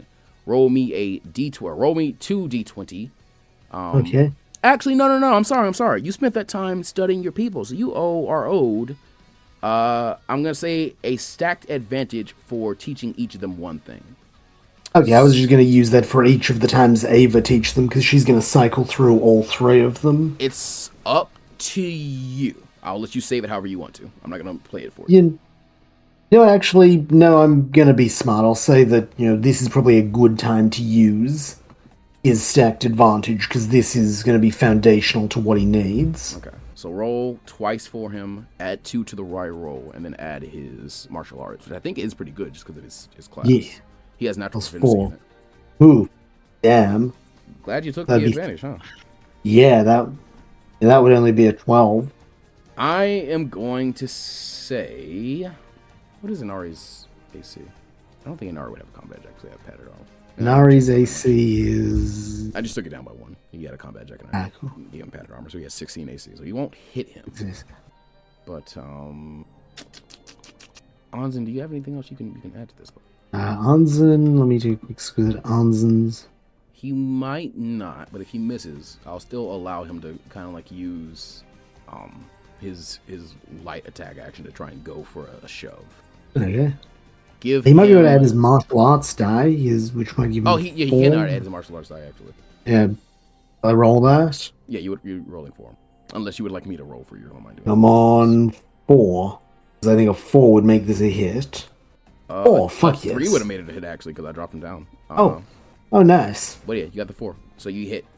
Now I want you to make me a athletics check for Anzen, just to see how far he can push Inari back. Because he hasn't learned the early sacrifice just yet. So this isn't him completely like doing it. I just want to see if this is an early sacrifice. Yeah, it's an early version of it. Ooh, 12. It's not bad. I am going to 12. say he is able to shove Inari back 5. I'm sorry. He shoves Inari back 5 feet before Inari shoves the Kuikiri Bocho into the ground, and kind of stops the rest of his movement backwards. But I will subtract from him 15 HP, bringing him down to 40. So it was a sizable hit. He's a decent bit tougher than Anzen. He let him get that in. Not bad, big man. Not bad. Okay, let's try this again. And they're gonna keep doing that. So you're working on next. Excellent. I think Poochie and Yuno will be next. Right. In essence, what Poochie's trying to teach Yuno is the winds release lion's growl jutsu. I guess in this case would probably be some type of dog's growl. I think he does have a different name for it because he has. Yeah. I'm pretty sure. Yeah, I was pretty sure he had that one. I couldn't remember the name off the top of my head. It might be. Is it Inu Hao? I think Inu Hao is actually something he gets from being technically classed as a summon. Well, basically this one, I'll just get up its name. I guess full description. I've seen the one you're talking about. So, I mean, Poochie, because he has that, and he has one release, I'll say he can figure out, like, pretty much what you're going for. Yeah, like, basically it'll mean that Yuno can get a +2 to ranged, jutsu, which include, her soaring hell stuff. She can, if it pushes, then it can push a bit further, and I think she gets a little bit of extra speed. Okay. While it's in effect. So, very much just use what Hikari and Nanimo do with their elements and try and synthesize that to make Yuno more versatile, is kind of the goal. Right. Roaring Ramrise. What the fuck is this dog talking about? Ava, I don't want to train with this thing. Shut up, Yuno. I know what I said about your ugly mug, but I can't, like, he... Just rub your friends like this. And he's, like, trying to, like, guide her hands through it. And she's very begrudging about it, but she is allowing it. Okay, this seems too hard for you. Let's do something different.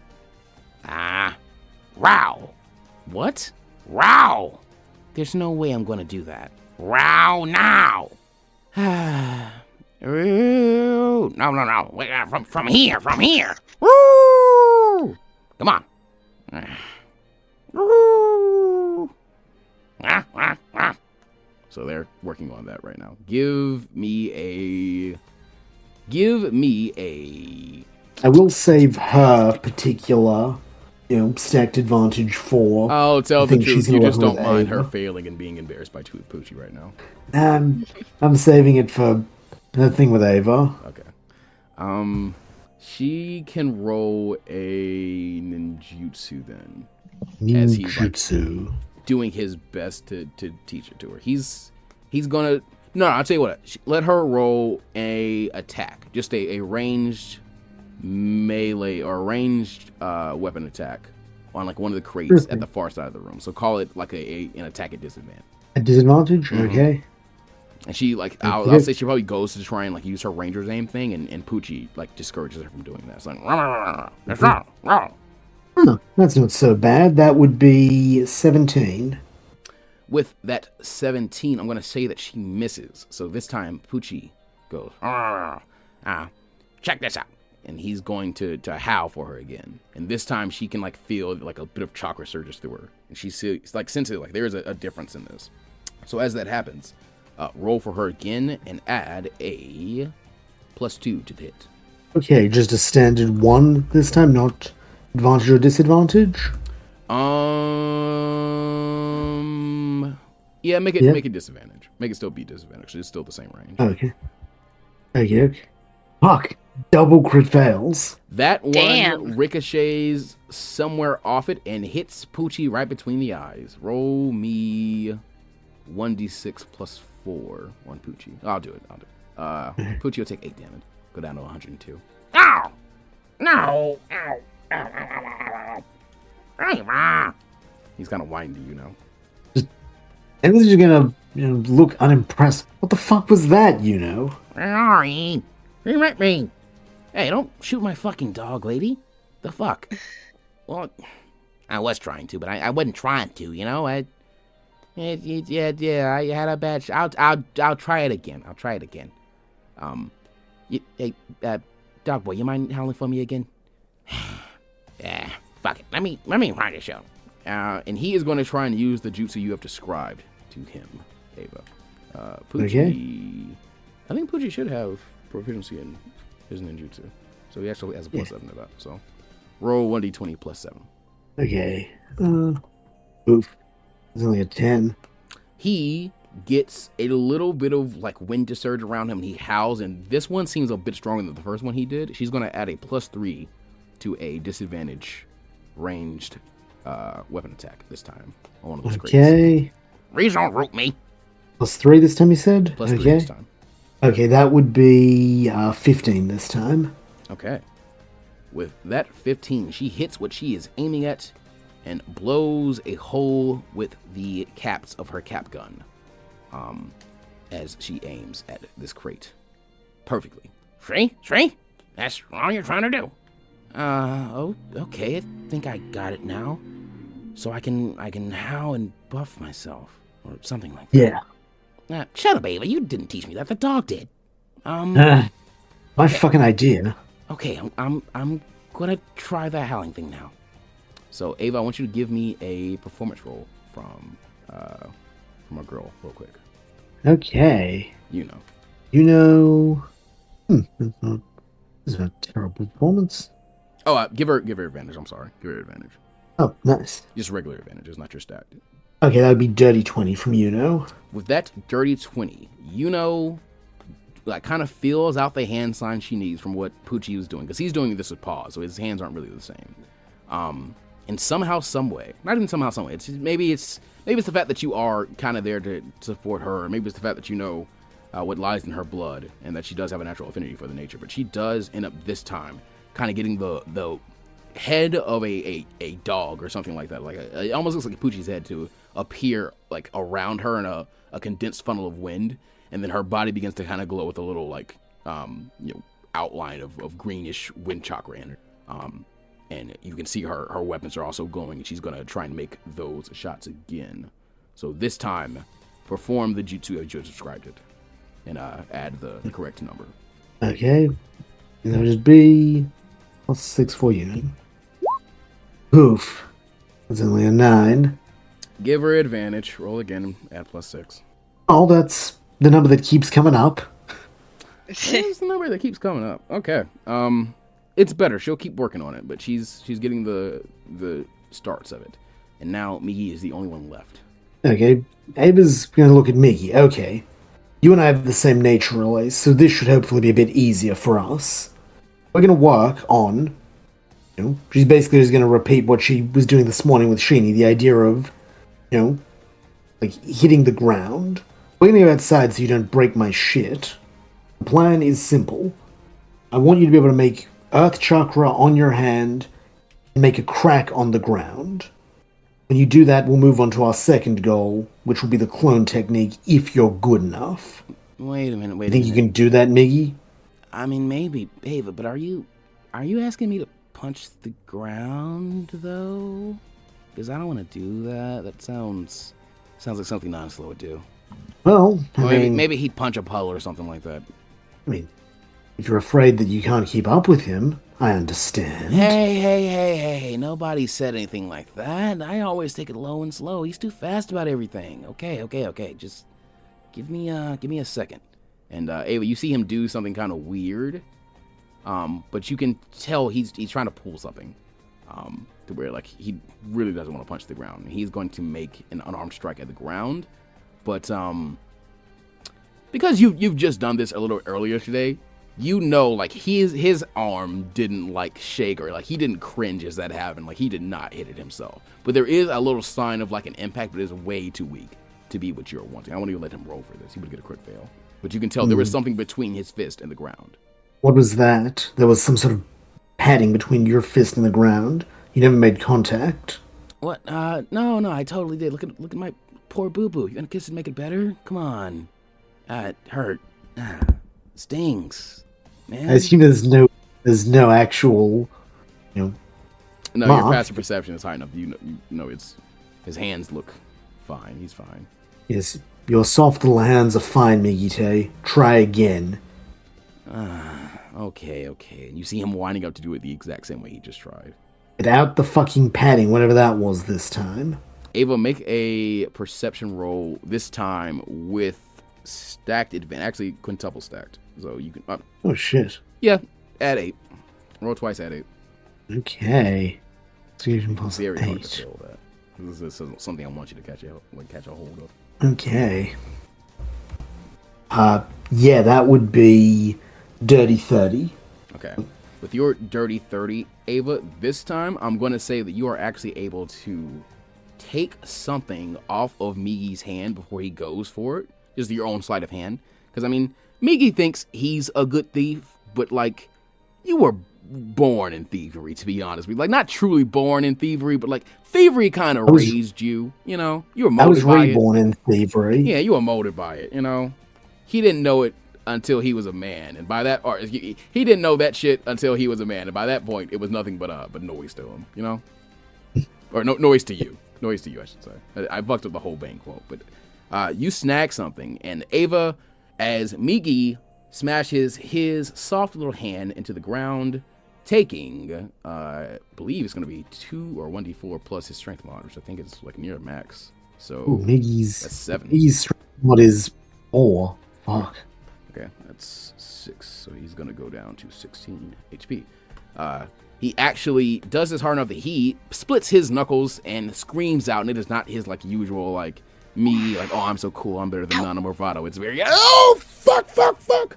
And in your hand, Ava, you are holding what appears to be a like formed out of chakra, little like gloved hand. Explain this and I'll heal you. Fuck. Have you ever heard of a chakra hand? It's just that. Ow, shit. It's just like a little reconstruct of a hand.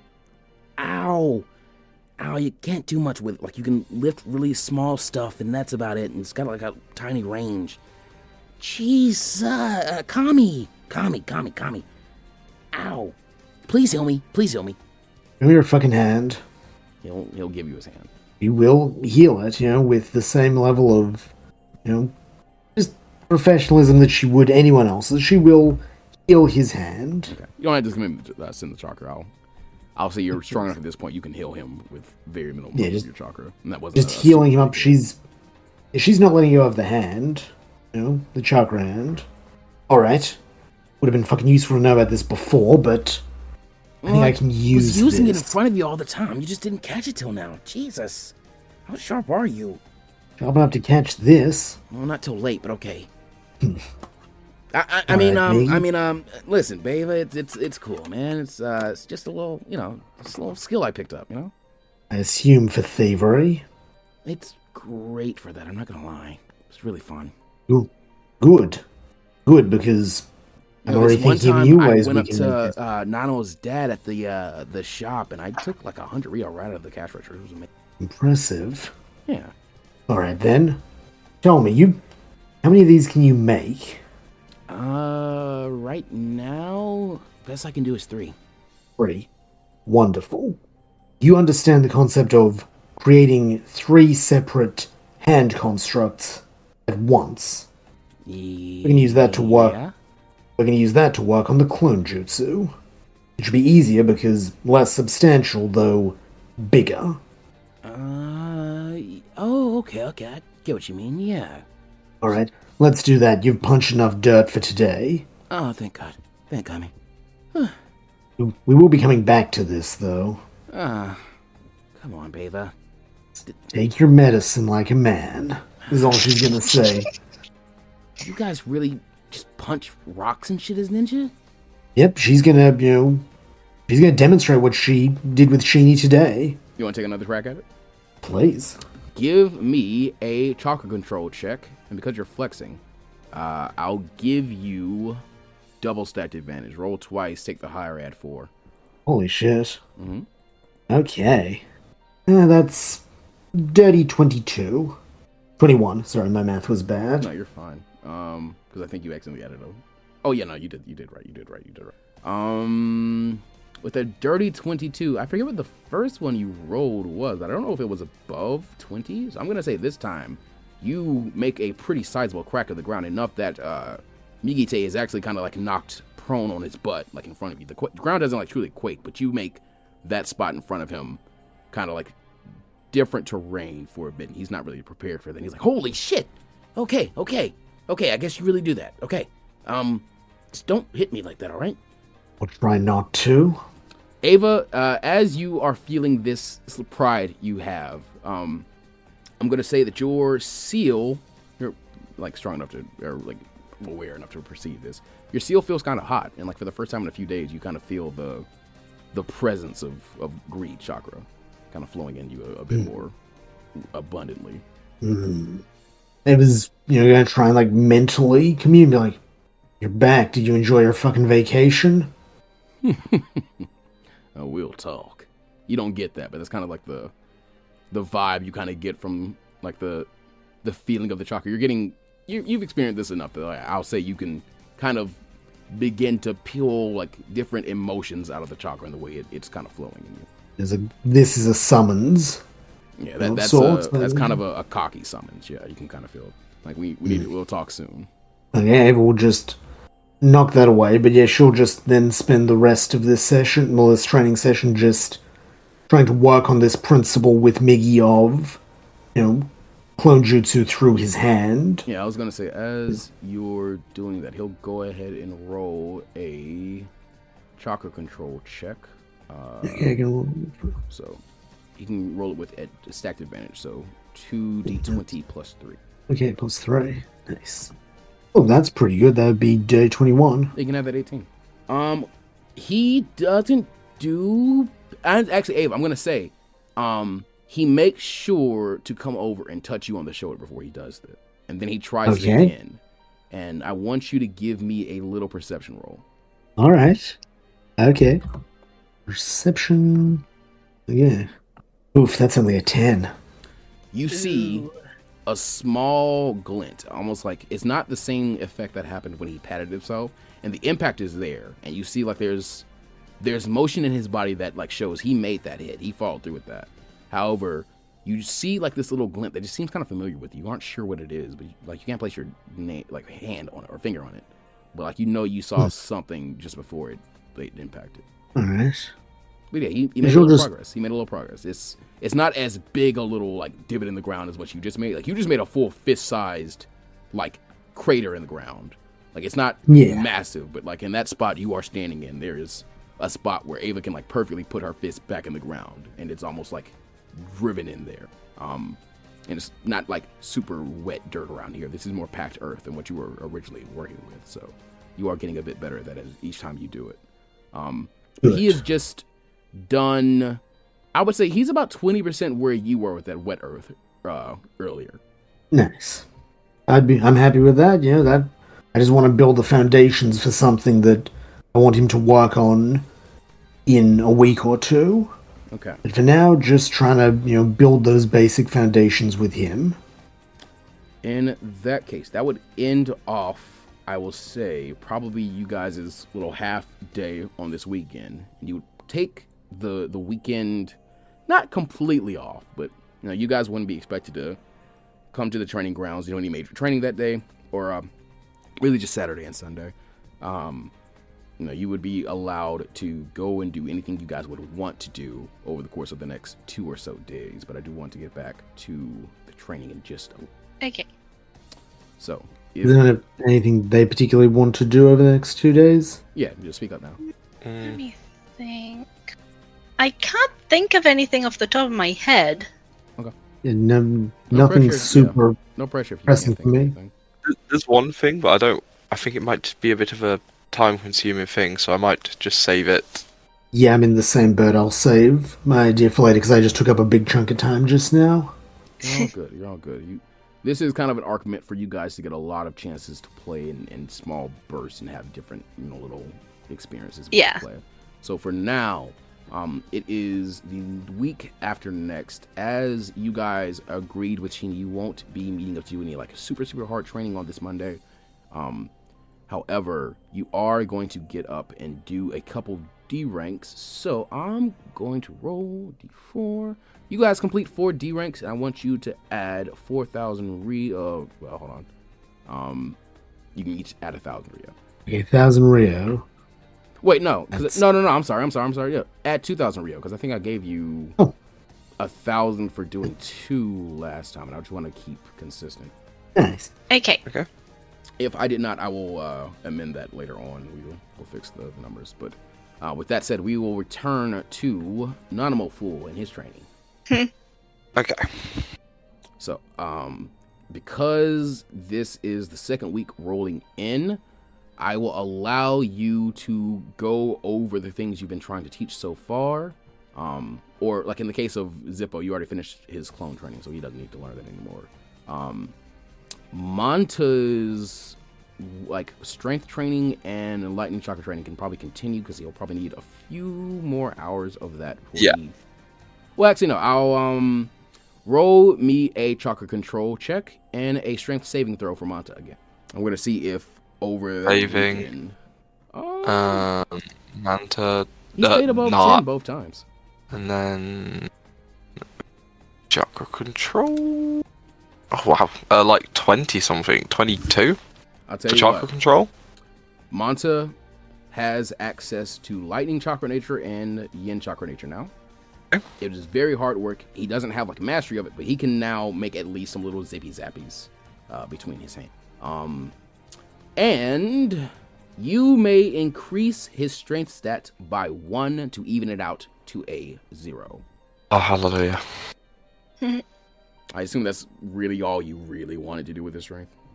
I mean, maybe like I assume getting it to at least a +1 might have been preferable, but that -1 I assume is what you really wanted to get rid of. He will be wearing it for the rest of their training, but that is the progress I wanted to make. I was gonna say, Well, actually, with Nanimo. I know it might sound a bit more ambitious than I usually am, but would it be possible to increase the weight? If I'm going to take on demons like Ava Rice, I'll need to be stronger than this. Look, yeah, I'm 100% down for you to continue increasing the weight. Honestly, I encourage it. But Ava's not a demon. She's just another ninja, and a very skilled one at that. If Sir Nanimo, beating her's your motivation, Sir go Nanimo, for it. While I do appreciate you, I'm kind of the expert on evil spirits here, and I assure you, she is possessed. There's much eviler things out there, dude. Ava's... maybe she's in my top 10 of shittiest people I've ever met, but honestly, compared to some of the people I've met, that's pretty good. You not met Gato? I mean, or that I mean, yeah, scoundrel we he, did that like... he hired to kill Lord Tazana, the assassin, or the people who worked for that. I don't know. She seems uniquely, demonically possessed. It just every time I'm around her, I just sense this malevolent chakra, and I get so scared. It's probably just her bitchy aura, dude. Like, Oh my god. like she's fine. For the most part. If you say so, I'm going to attempt to place a weight enhancement seal on my sandbags. Go for it. Yeah. Wishing you the best of luck.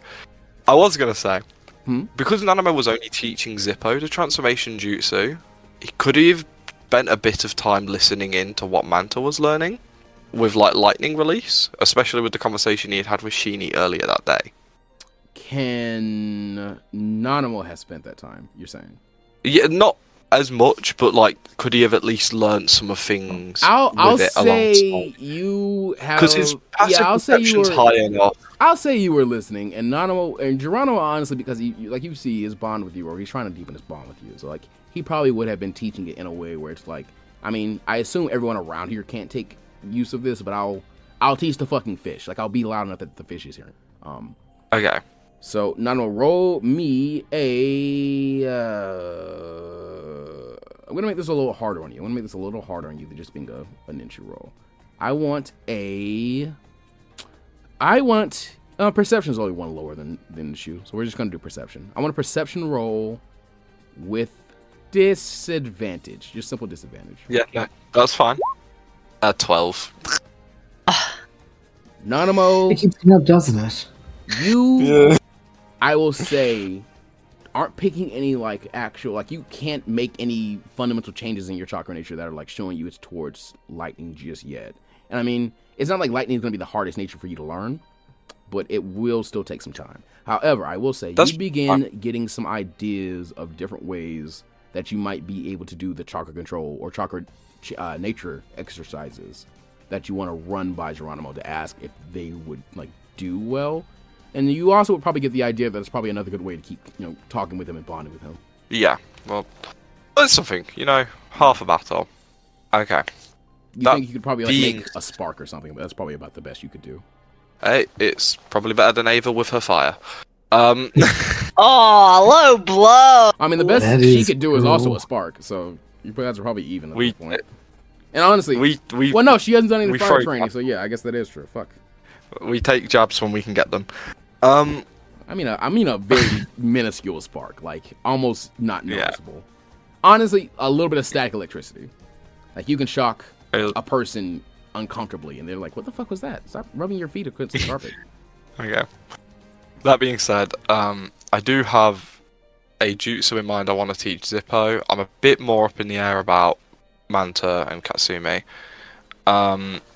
See if I was smart enough to leave it. So with... I think Katsumi did well enough to learn her marching fish and weaponize it now too, so you can just go ahead and say she's going to do that. Sweet. That is really handy, actually. If that's the case, I will say, however, she had that beforehand, so that does not count as a new jutsu. That's just something she can now weaponize. Yeah. Okay. I just want to be clear about that. She had that beforehand. Yeah, no. That's fine. That means I can do a bit of a partner change around. Right, so we're going to do something slightly different for the following week. Zippo, you're going to be going with my uncle. He's going to teach you to kind of cloak yourself in fire, and my hope is it'll either make you a bit bulkier or make you a bit harder to hit, or at least if someone hits you, it's going to really fucking hurt. Katsumi, you're going to work with me, and we're going to start working on a jutsu I've been practicing to teach you a high level of jutsu, but also start making progress on something that's called the harpoon dragon jutsu. Manta, you're going to work with Marlin. He's a swordfish who is used to swinging around a giant spear in front of his face. Learn some spear techniques from him. And what I want you to do while you're doing that is try and infuse the lightning chakra nature that you've just learned into your spear to enhance its static slicing abilities. It should allow you to smite like a god at least. I see. Okay, I do want to learn the water dragon, but like the dragon haribo, whatever you said, that sounds cool too. It's like the stage down. oh, awesome. Okay, yeah, sure. And Zippo would just be like, hey, Master Geronimo, you've stopped underestimating my power now, right? You're gonna teach me something even stronger than Nanimo was talking about, right? Because I think he's still underestimating my power. Nah, look, I'm sure he's sure he thinks you're the strongest in the village. Come on, let's get this over with. It's explosive. Yeah. Okay, who do you want to start with? I'll start with Katsumi because it benefits me trying to master the dragon harpoon, and teaching her it all at the same time. Okay, you're gonna make a ninjutsu roll this time with. I'll give you the same I gave Pickle. So triple stack advantage. Roll twice. Add 6 to the higher. She's gonna roll with advantage. Same thing. I'll do a ninjutsu roll for her as well. I'll do Nanimo first. Her second. Oh wow. Ninjutsu is +7, 18, triple stacked, so 22. Yeah. 24 if it's plus 6. 24. Okay. Yes, plus 6, Nanimo, 24. the dragon you manifested this time is far bigger, and it's not truly like a harpoon or like a maintained like hydro pump or spear of water that this thing launches from its maw, but it does this time release pretty much a nice size water-style water bullet. Still not exactly what you're going for, because that the range of it is exactly what you want either, but you are a lot closer. As for Katsumi, she will take that 11, and she is just... Or did you roll again? It was 2 different rolls. I rolled with double stacked advantage, got an 11. She got an 11 as well, so don't worry about it. Oh, I'm sorry. I used the... Okay. Yeah, don't worry about it. Not the same roll. Well, no, you rolled with triple stacked advantage. So you rolled twice, took that 11, and then you added your +7 plus a +6. So that gave you like a dirty 24, dirty 25. She's just going to take that 11, and then she's going to add nothing to it. Or no, she'll add her ninjutsu too. Which is 6, so she goes to 17. Okay, no, she doesn't do bad at all. She actually is able to manifest about the same size a dragon as you. However, I will say the harpoon of water she gets it to generate is a lot better than one you made. It flies straighter and it pierces through a tree, or not through a tree. It flies like under the Hidden Wave Harbor. And you're now probably getting the idea that you guys should stop aiming that way. How did you get it to go as powerful as that? That was much better than mine, and I've been practicing this for a little bit. Like, you have to, what's the word? It starts with, P. It means, when something's, harder or, pushes more, if you put it Pressure? with water... Yeah, pressure! If you, increase the water pressure, water can cut through, anything, even steel. It's crazy. Flies farther, all that kind of stuff. So, yeah, just in your chakra coils, I think Daddy has called them before, strain it a little bit more, and when you get that really high tension in them, at that exact moment before you release them completely, that's when you want to let the jutsu off. That's when you finish your last hand sign and you shoot it off. I think if I try it a few more times, I can do it like you're doing, actually. Oh, okay, that's really smart. You're really clever. Thank you. I'll try it that way a few Way times. better than Garnery, I'm sure. Or Yeah, that she was- does call you Garnery. She does. And Ava actually gave me some good advice as well. Since she taught me some The shipper things. is eating off Nanimo defending Ava today. This is crazy work. I'm not even trying to make you do this. She kind of helped me get better at my chakra control. Apparently it was something I was really bad at, according to her. But this is great, really helpful advice. Okay, yeah, I guess that's cool and all. Yeah. I guess by the transportation property, she's kind of why I'm getting better too now, so I don't like that. Let's not talk about her anymore. Fair enough. Anyway, let's continue. You obviously know you're better at this than me, so let's work together and master it. Okay, you guys are going Who knows, maybe we'll be able to make some Hydra thing. Like a collaborative ninjutsu? That's big, Nano. That's you should buy me dinner or something first. I don't know. I'm joking. Wow. I wouldn't say no. Listen, I don't like it. Alright, how's Marlon doing? The best I can do. Question: does Nanimo even realize that he's being flirted with right now? Oh, he hasn't got a fucking clue. Does Nanimo He's realize really he's being concerned. flirted with No. because Gato left his parents and their business alone because it was a cultural touch point and he has generational wealth. I always kind of took it as Gato liked eating there. It was the whole reason his family business survived. Yeah. I was like, Somebody asked that the other day in the Sure. comments. And I was like, I do have to come up with a decision on that. So, I mean, I always kind of took it as it was like the best food in town. Gato liked it. They were good at throwing a decent birthday party for him every now and again. That was the whole reason his family survived. His dad's cooking was brilliant. God, the idea of Gato coming in for his birthday and being like, I mean, you know what day it is? That's actually kind of fucking deep, because that means it was not ninjutsu that saved Nemo's dream. It was like it was the cooking proficiency his family like built off of really hard work. That's just amazing. That's a cool story, dog. Okay, I want to speed this up a little bit because there's a few more things I want to do before we end this session off. Yeah, so, 100%. Who would you like to work on next? I'll do Marlin because I kind of left that one the most up in the air. It's like I'm trying to teach him to enhance his weapon with lightning, and maybe through some dumb luck, through Marlin, learn some Kenjutsu skills. Right. Nanimo Fool was vague, but don't worry. I'm Nanimo Fool's best friend. I can interpret him perfectly, and I know exactly what he wanted me to teach you. And that is, have you ever heard of the water style 100 fathom I'm sorry, Nanimo. You did. Okay, I'm sorry. Yes, I was. No, it's okay. I was just gonna try and. I'm sorry. Okay, I can't teach you that. Okay, just give me. I'll think of a way to do this.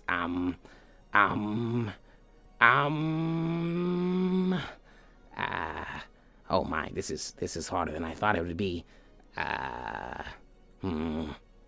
What if you... Marlin, I literally just need you to teach him how to wield a spear. You are a swordfish. You have a spear on the end of your face. No, but you said you want me to show him like how to like make the spear like glow with like lightning chakra, right? Like I need to do that too. That's he can do that on his own. You just stab him a bunch until he learns.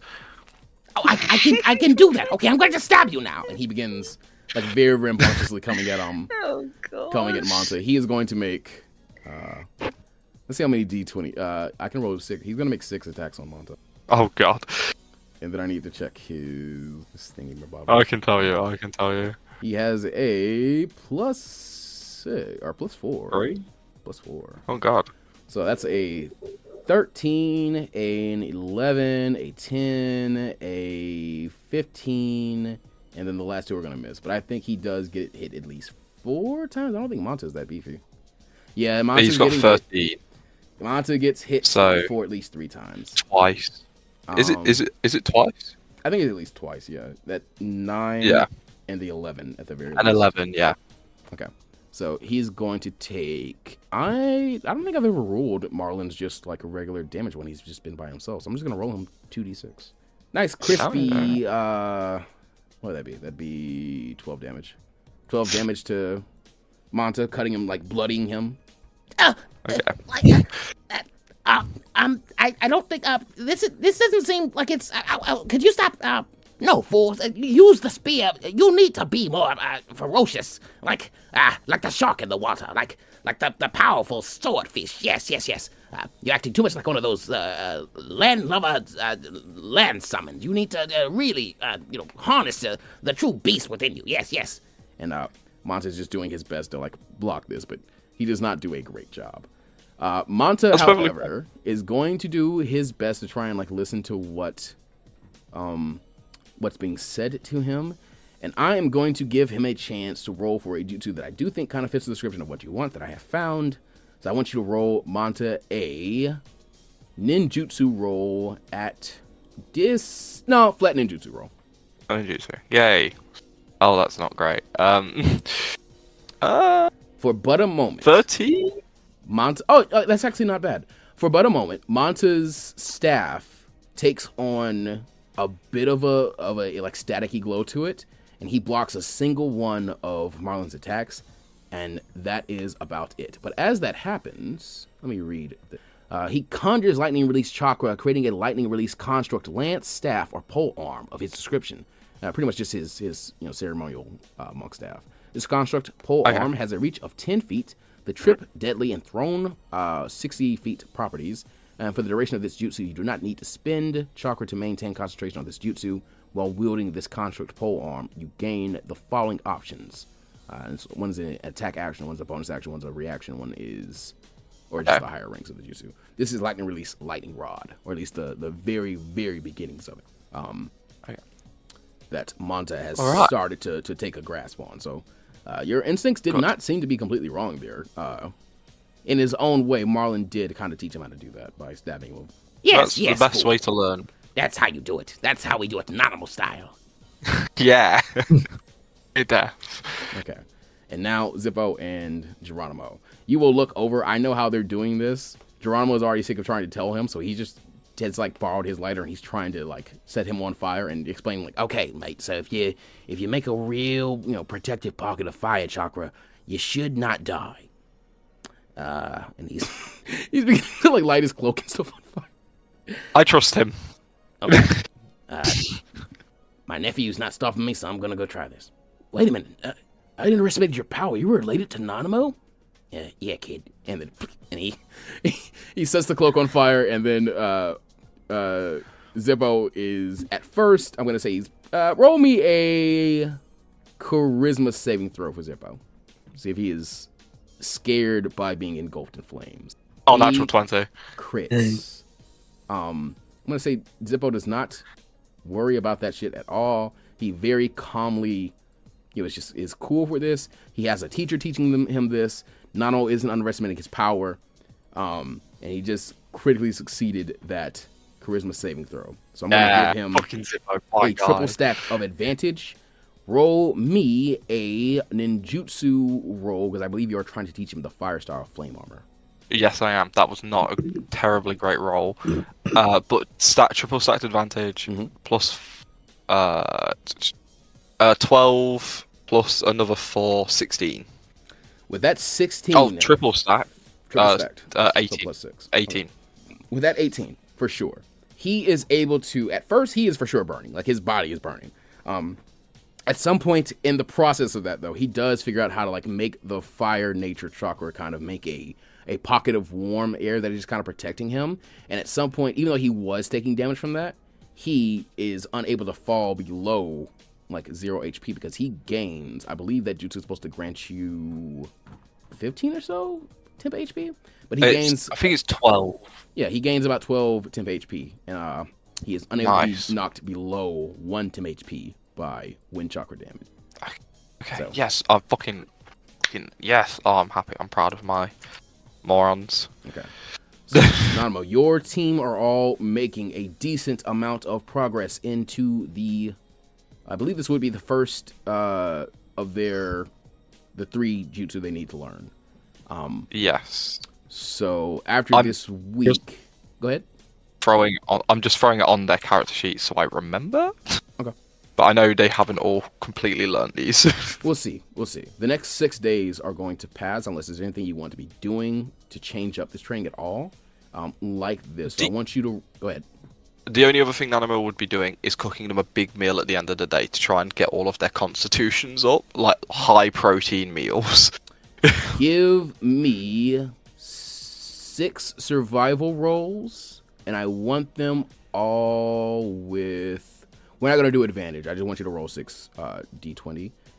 So add a raw plus 5, as if you have a quintuple stack of so 20, 27, 21, 22, 24, 32. I will 33. allow you, when they level up, to increase... 2 out of your 3 students' stats, or 2 out of your 3 students can increase their constitution stats by 2, and a third stat by 1. One of your students can increase their constitution stat by 1. I will definitely have to write that down. Yeah, I will pull it down. No, or I mean, you can go ahead and just add them to them now, if you'd like to. Okay. Make it easier for you. All right. No, I'll just leave a note on Nanimo's character sheet. I probably will just need you to repeat it, but I'll wait until the end of the session to do it. two of your characters are basically going to be able to get like a classic like feat level up or like feat up where it's like an API. Yeah, like an API sort of thing, much, yeah.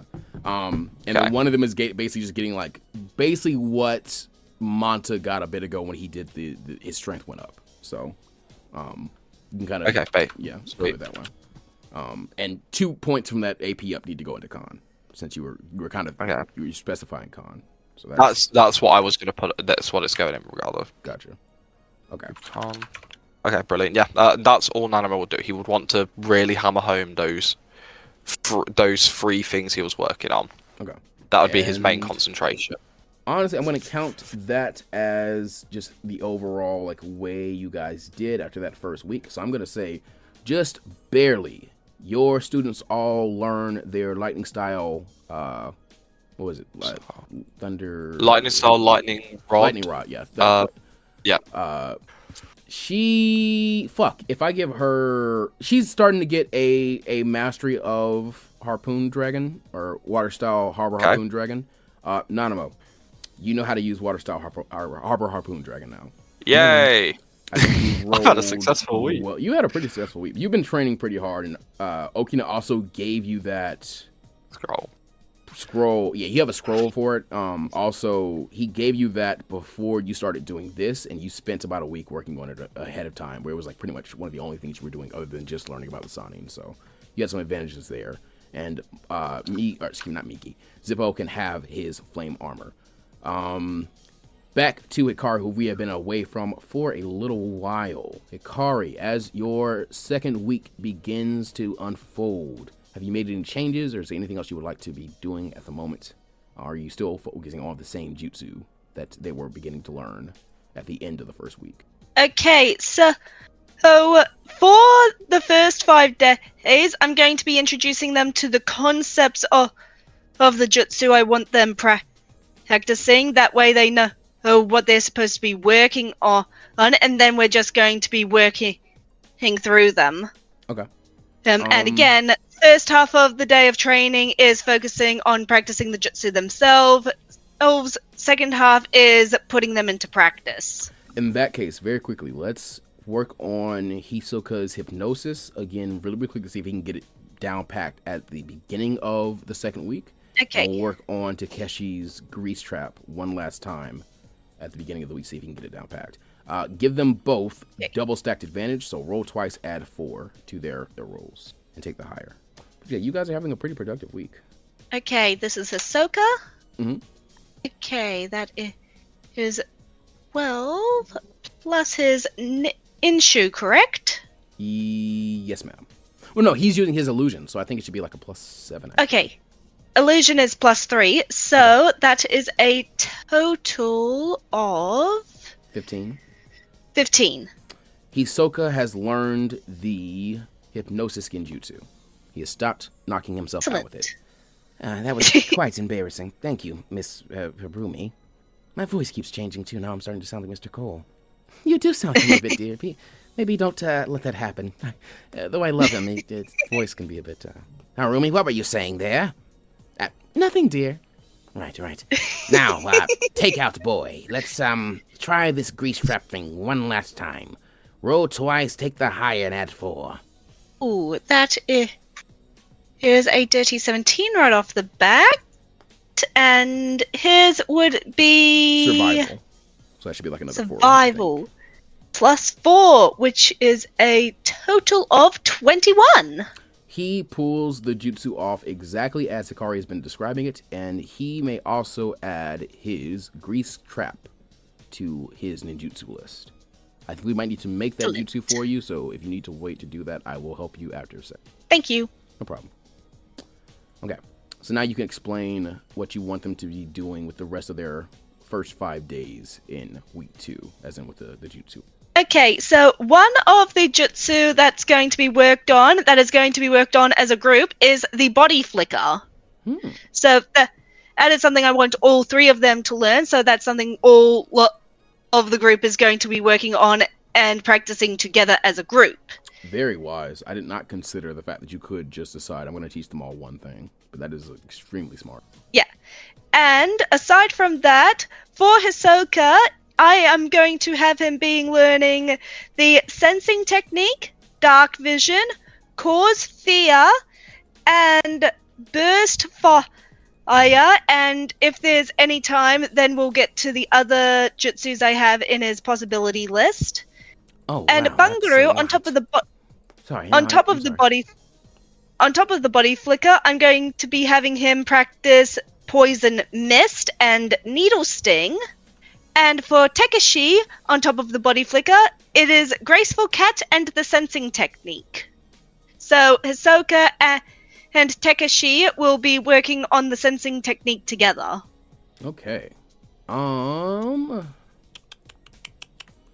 Let's start off with your body flickers then. Yep. You're going to, because they have you, Ko, and Harumi. Those are all advantages, so I will give them at least a triple stack. You're teaching them all the same thing, and Bon is often getting help from Hisoka. So I will actually give them a quadruple stack. So I want you to roll me 3 ninjutsu rolls for Takeshi, Hisoka, and Bankiru, and add 6 to... Oh, wait, I guess you would have to roll 6. Yeah, add 6, roll 6 d20, 2 for each character. Take the higher roll and add 6 to it. Okay. So... Excuse me, take the higher roll and add 4, or add 8 to it, because you're getting a quadruple stack. Okay. And you said Ninshu, correct? Mm-hmm, Ninshu. Okay. So Hisoka's Ninshu is 0. Yeah. Bangaru's Ninshu is 6. And I don't have and Takeshi's is -1. I think he does have a dumped intelligence. Yeah. My boy. Oh, we love him. We love Takeshi so much. Yeah, bro. Okay, so this one is Hisoka's. Okay. Wow. So take that 16 plus 8 for a dirty 24. So Hisoka learns 24. body flicker. Yep. Excellent. He learns body flicker. This one is Bangaru. Oh, he got a nat 20. Excellent. Nice. You know what? Because also Hisoka just learned body flicker, so Hisoka would have an even easier time teaching Bangaru. I will allow that to be him picking up Poison Mist. Ooh, yay. Yeah, you spent a lot of time with him. That's also your specialty, so the instruction he's been getting with that has also been pretty good. So honestly, he probably would have had a quintuple stack of advantage from that. Just because he would have had extra time. So he has an extremely productive week, and figures that out well. And this one is Takeshi, and just to make it simpler, I will only do +7. That makes sense. That is Oh, it's 19. dirty 19, I believe. He is also going to learn his body flicker. Yay! All of Now- them learned the body flicker. Excellent. That was great. Now, you can roll for Hisoka and Takeshi to try and figure out their... Well, you said a few things for Hisoka, so... Yeah. Probably choose one, and then we'll try and work on knocking out some of the rest of that list as we keep going on. Yep. Okay. Actually, I'll do the Takeshi and Hisoka one first, because they're both going to be learning the sensing technique, so they'll do that together. That's right. They can actually roll that with... They can roll that with double stacked advantage, or stacked advantage. So they'll roll twice and add 2, and I will allow you to use Hisoka's... I'll allow you to use Hisoka's Deception and Takeshi's Survival. Yay, Hisoka's Deception. So a +4 and a +9, I think. Okay. So, they're kind of helping each other out on quickly. this one as well. And would they both work from the same roll, or do I roll separately for both? Up to you, but they'll take the same result. It's like if you wanted to use... Then I'll Hisoka's- just save time and roll the once. Okay. Okay, that is a dirty 13 plus Hisoka's 4 would equal 17, and with Takeshi's 9, that is a dirty 22. Well, no, I wouldn't allow you to use both their modifiers. You can use the 9 or the 4. So I mean, obviously you're gonna use the 9 more than Then one. I'll use the 9. Since you doubled up again, I'll allow them both to learn sensing technique. Yay! But that is going to end out that 6 days for you, Hikari. Okay. So that is nearing the end of your second week and half of the time allotted to you guys to finish gone. And then Ava.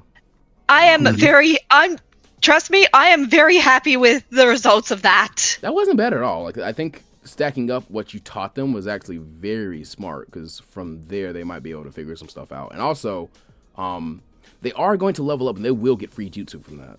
Now that I have thought about that, so I mean, it's not as if what they're picking up now is going to be all they're going to get from this. So very wise. What I'll say from here is, you've moved your characters around. So if you are ready to explain what you want to do for this second week, we will get into that. Did we get everybody to learn what they needed? I think Yuno learned what she needed to. Yuno learned what she needed to. Yeah, I'm just trying Me to got the groundwork, which is good, because the thing he needed was groundwork. Anzen, unclear whether he learned what he was meant to be. He at least made progress on it. Let's go for a roll to see how they did at the end of that first week. And that'll see how we go into your second week. Let's start with Anzen and see if he got his early sacrifice. Just a D20? Give him a double stack of advantage. Roll twice, take the higher, add 4. Thanks. Okay, any mods or just straight up? It's his martial arts mod. Excuse me. Martial arts mod. All good. All good. That's good. That should hopefully be... Oh, fuck yeah, nat 20. Perfect. Nice. 28. He picks it up. With We time are to rolling spare. in the nat 20s this session, aren't we? I watched a how to build Mega Man Knock in on wood. D&D video the other day, and the guy, I forget, I think it's just D&D builds, but he always says, may you roll 3 nat 20s in your next D&D session. And it's funny because I always get them in Naruto and never Pokemon when I'm a player, and I actually need them. It's amazing. It's perfect. It's perfect. Okay. So Anton can add his early sacrifice jutsu. In fact, I'll allow him to spend some of his time helping Migite with his thing. So what I'll allow you to do now is roll Migite a chakra control check with, let's see, you got a double, so he can have a triple, and he can add 6 and roll twice and take the higher. Plus his chakra control. Okay, his chakra control, cool. Okay, so that would be dirty 21. With a dirty 21, Ava, I'm going to say, honestly, Ava, roll me another chakra control check with quintuple stack. So twice, take higher, add 10. For me or for me? For you. Oh, wow. Because I'm saying you guys probably still continue to practice your earth style together. Oh, fuck. That's going to be big. Yeah, that would be 37. Ava, with your 37, you are pretty confident you have now mastered the first stage of that Earth Chakra training that Shini has assigned to you, and you would say that your ability to use Earth Chakra would now probably be able to match that of Nanimo's ability to use water and Hikari's to use air. This is also the point at which Shini said you would be able to start learning fire, however it would kind of slow your Earth Mastery training. Ooh. But for example, if you wanted to start to learn your Earth style Onyx Ox offensive at this point, that would now be something you have full ability to do and practice. Okay. And Yuno learned her wind style jutsu, I believe. So now you can announce what they are doing as the second week begins and 6 days begin to pass by you. Wonderful. So for this second week, Anzen will be working with Ava, specifically just on transformation and clone, because he doesn't have either, so he's going to work with him on that. If he gets extra time, she has a second thing, but that's her primary goal, just get him up to basic graduation standard. I'm going to say, because he did so well, I'll give you that for free.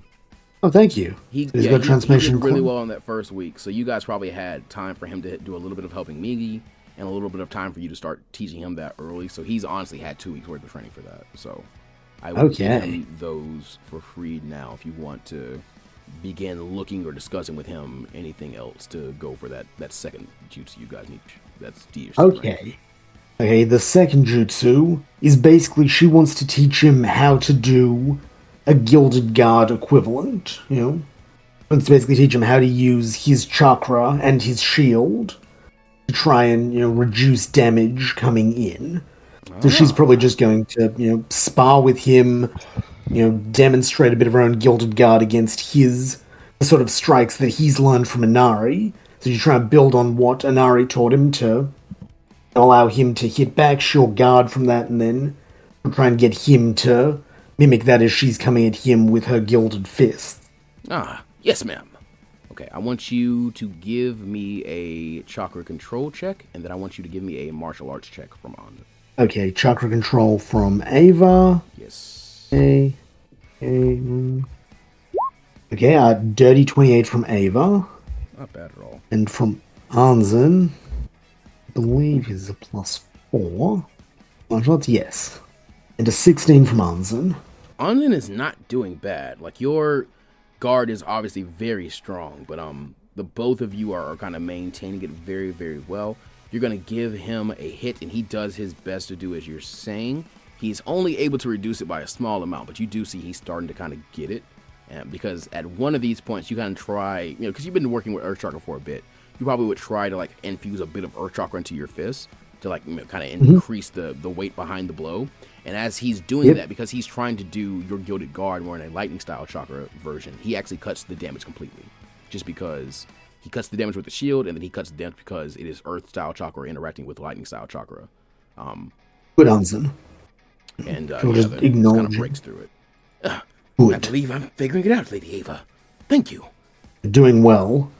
You're getting the basics of defense. You naturally have an affinity to protect, but if you can't protect yourself, you'll go down and then you're useless to everyone. Yes, ma'am. Good. Keep with this. We'll keep working on this. Yes, ma'am. He will continue very diligently working on it.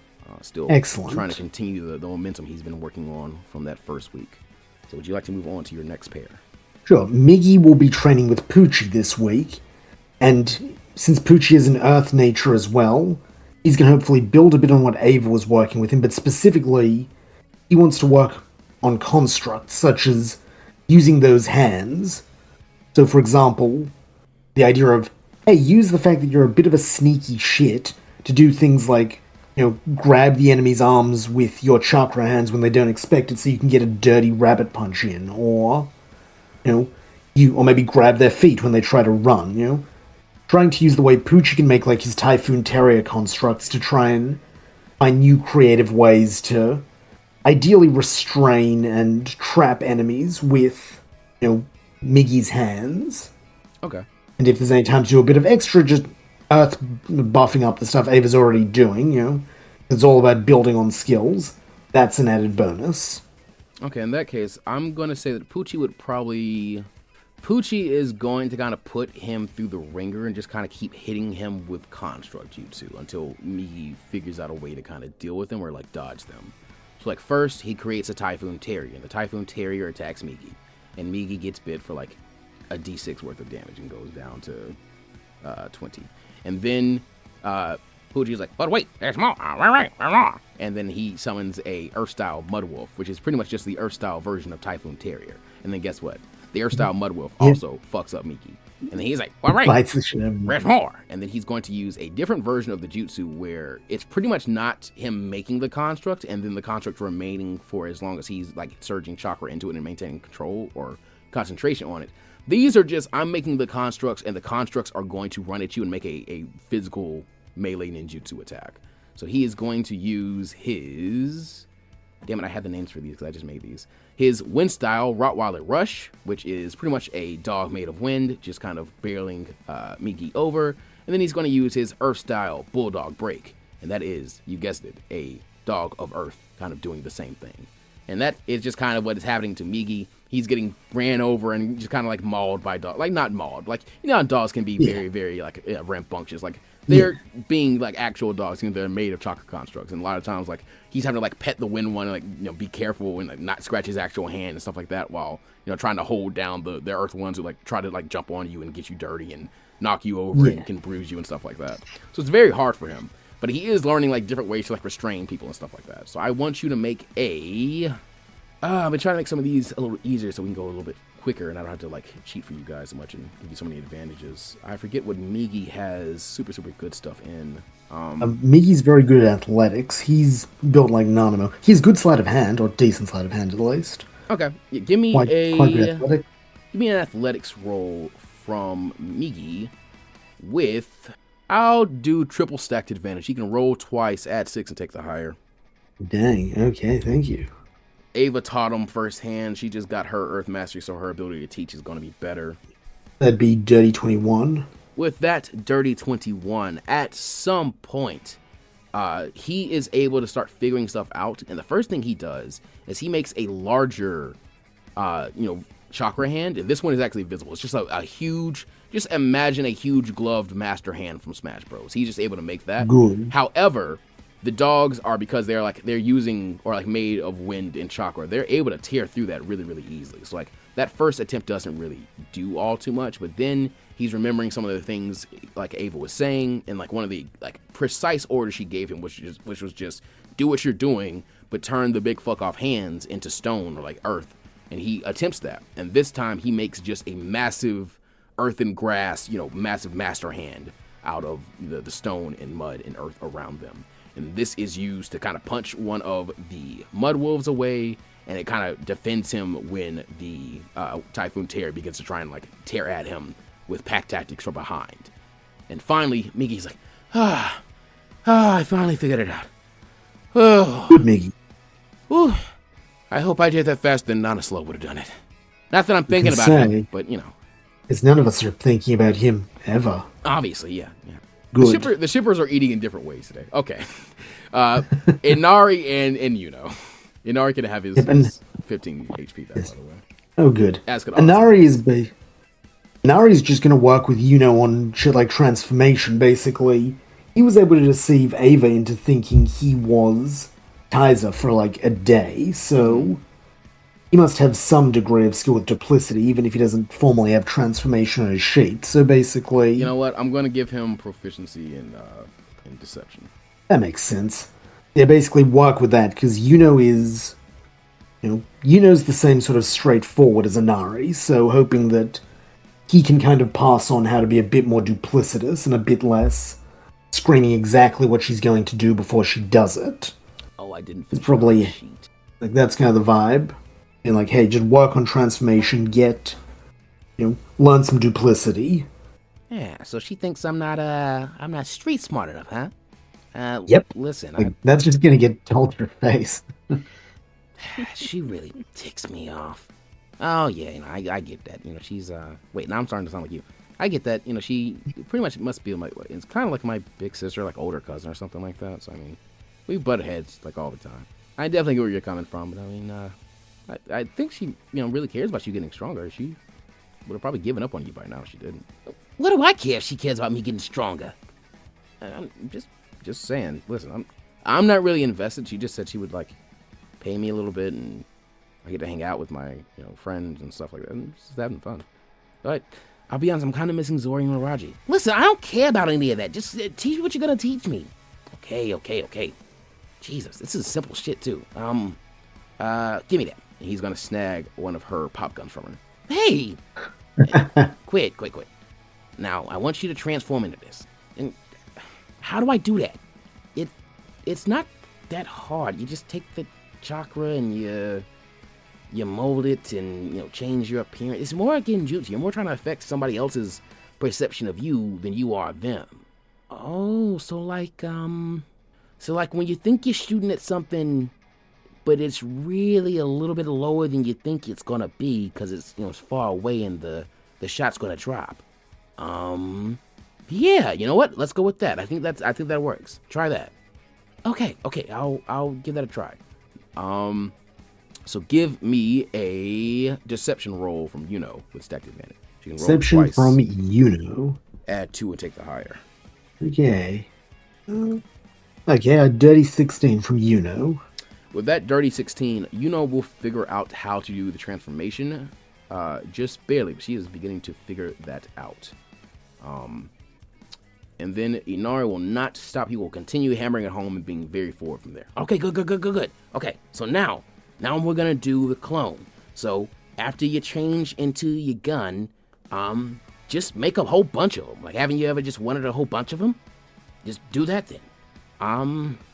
Okay. So give me the same roll. The exact same roll. Okie doke, we can do that. An easy way to do it would be to just like grab the 2d20 plus 5 and do the /R. Yeah. Okay, so 15 this time. With that 15, will also figure out her clone genjutsu. However, I will say she probably makes a little mistake where like she makes a copy and then another copy of the pop guns and then like a third copy, but that's just the shuriken on her back. I think she has clone already. That's all good. Oh, did she? Okay, I'm sorry. Yeah, she has clone. All good. Okay, I just wasted your time. In that case, I was like, just getting her good transformation would be nice. Yeah, I'll give her. She can pick up the weapons of darkness genjutsu. Oh shit, weapons of darkness. Okay. She spent that time on her genjutsu ability with Inari. Like he's trying to show her this, and at some point, she figures out how to kind of like show like she's like, oh, I'm reloading this gun, but like while I'm doing that, I can use a bonus action like shoot you with the other one, or like okay, that is. She learns how to be a bit more duplicitous, like you were saying to do. Nice. That way she can be a bit more of a sniper and you can not be standing out there in the open. Rename that to cheap shot though for me, please. Cheap shot, you got it. I think that's a great name for what does. Okay. That is the first 6 days of your second week of training, Ava. Wonderful. I feel very happy with how that came out. Okay. We are just about to end session. I need you guys to hang with me just a little. Oh, I just got kicked out of the game. Hang with me just a little bit longer as we come into our final set piece. So, as you guys are nearly completing this second very, very, very, very, very productive week of training, you are beginning to hear rumblings about what the competition might be, and you also know that on this day it is time to go back to do a bit of training with Sheeny. So he has ordered you guys to meet up with him at your usual training spot, where the party should now be. Mm-hmm. However, as you guys arrive there, you do not catch sight of Sheeny. Is Sheeny running late? Probably what you would assume. Do you guys want to do any insights or any checks, or is there anything you want to try and do? Maybe do a perception, because this does feel like a trap, considering it's Sheeny. What would make you think that? Whatever. So we know Sheeny. I'm going to do insight. My insight is better. Oh. That is not my option. Oof. Yeah, that's a 10. 24. Thank God for Nanimo. 24, 10. What'd you get, Hikari? I got a nat 20. Oh my God. Hikari, almost as if you... This feels faded. Almost as if you feel very, very familiar presences that you just could never, ever forget. You will notice that almost across the field that you guys usually train at, near the area of the Great Naruto Bridge, there are 3 figures standing pretty far away from you guys, but you feel their eyes on you, and you can tell they have intent to message you guys in some way. You all, at Hikari's direction, will look over to see the 3 students Sheeny has been training for the training camp, and they suddenly target you guys. Roll initiative. But that is where we will leave this session off.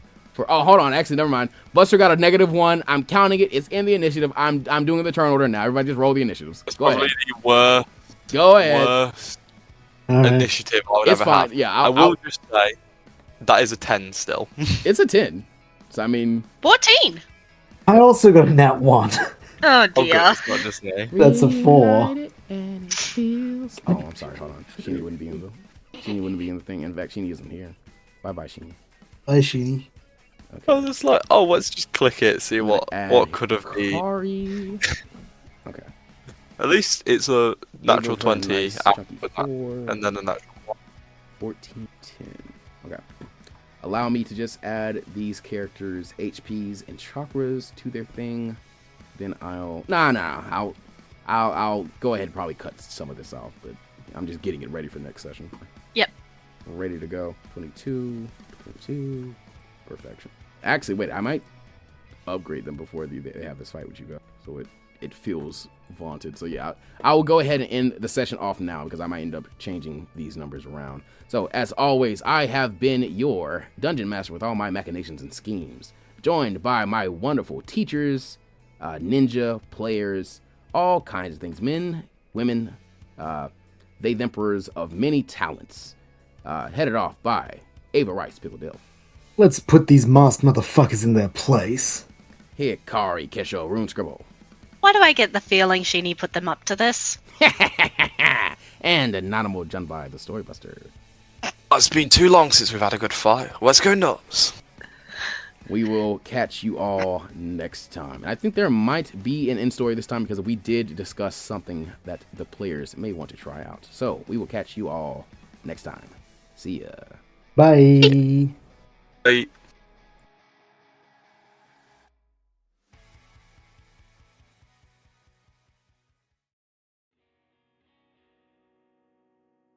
Alright, Crabmaster, listen up. This is how you make real fucking teaching notes. We are now at the halfway point of our tutoring assignment, and at Sheeni's insistence we are giving you a progress report on how things have gone for the first 2 weeks of training. Despite having the misfortune of being taught by you, Gold Squad have miraculously proven themselves to be at least decently capable, with the initial test much of the first week having been spent analysing Anzen, Migite and Yuno for their skills and deficiencies, which I am pleased to report have been catalogued and progress has been made to maximise their strengths while making their weaknesses irrelevant. Starting off with Anzen, he is strong, focused and stalwart, all traits that make him a good student, and in time will make him a good shinobi, as he has shown a willingness to take on any task that is given to him, and to give his all in the name of achieving it. While this is probably a result of his stupid fucking honor shtick, I say if it ain't broke, don't fix it, since the real world will surely disabuse him of any notions of ninja nobility once he's out doing missions, so for now it's best to make the most of it, as his ambition has already driven him to master the 2 jutsu you failed to teach him, Carp. Meaning he is theoretically capable of graduating from that rat-infested shithole academy. But more than that, he's already advanced his shield-bashing technique to the point where it would be classed as a C-rank jutsu, or at least I extracted a C-rank healing jutsu's worth of pay from Minari to fix him up after Anzen sent him flying across our training room. More impressively, he's somehow found time to not only work on his own training,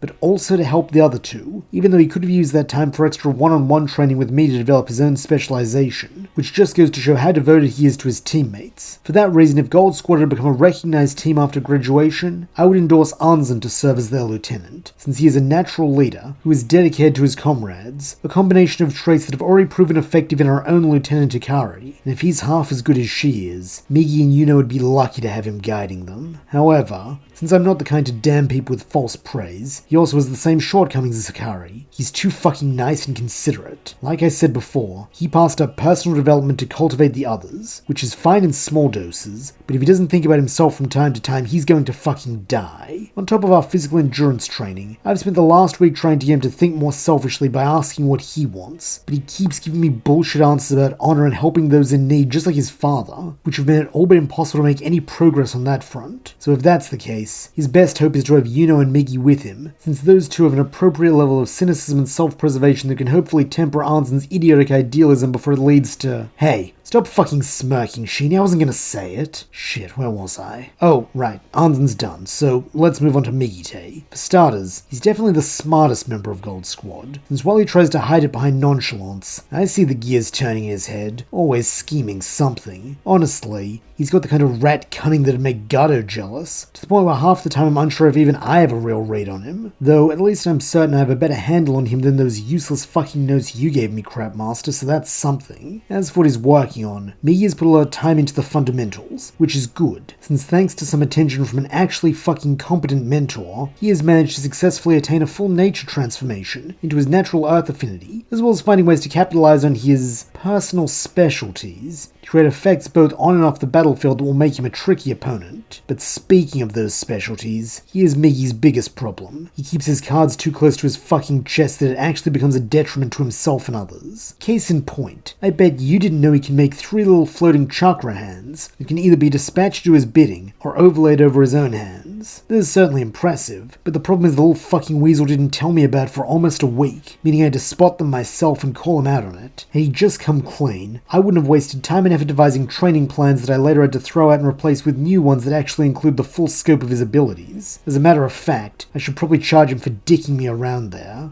since maybe that'll teach him to speak up a little quicker. Also, another area Migi could really stand to improve is his teamwork.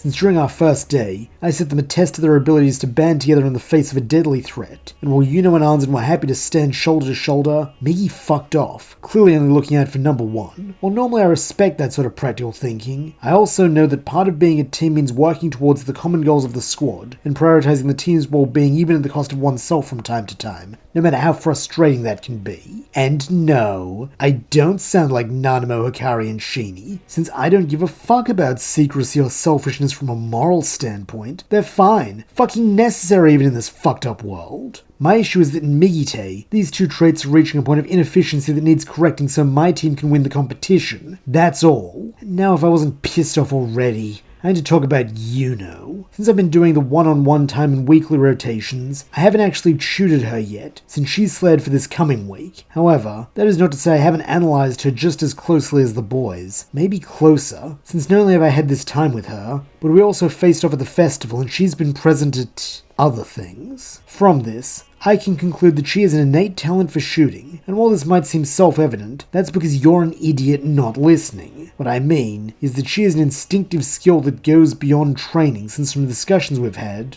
I've learned that she does not apply trigonometry and vector calculus like most markswomen, instead simply having a feel for shooting that I cannot fully explain, with it being entirely possible that she might be the best markswoman in the wave. Ugh.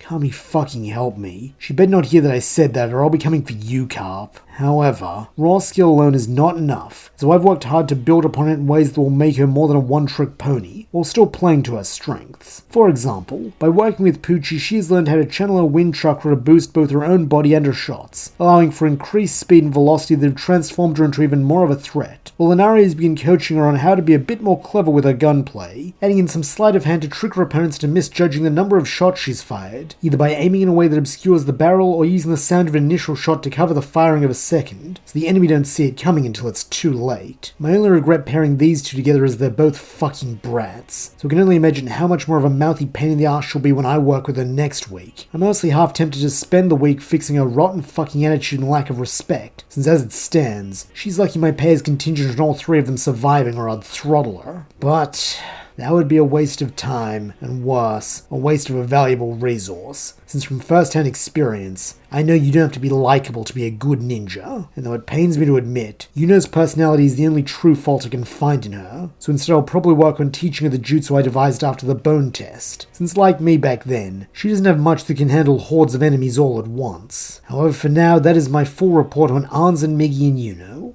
On the whole, I am pleasantly surprised by Gold Squad. No, that's not quite it.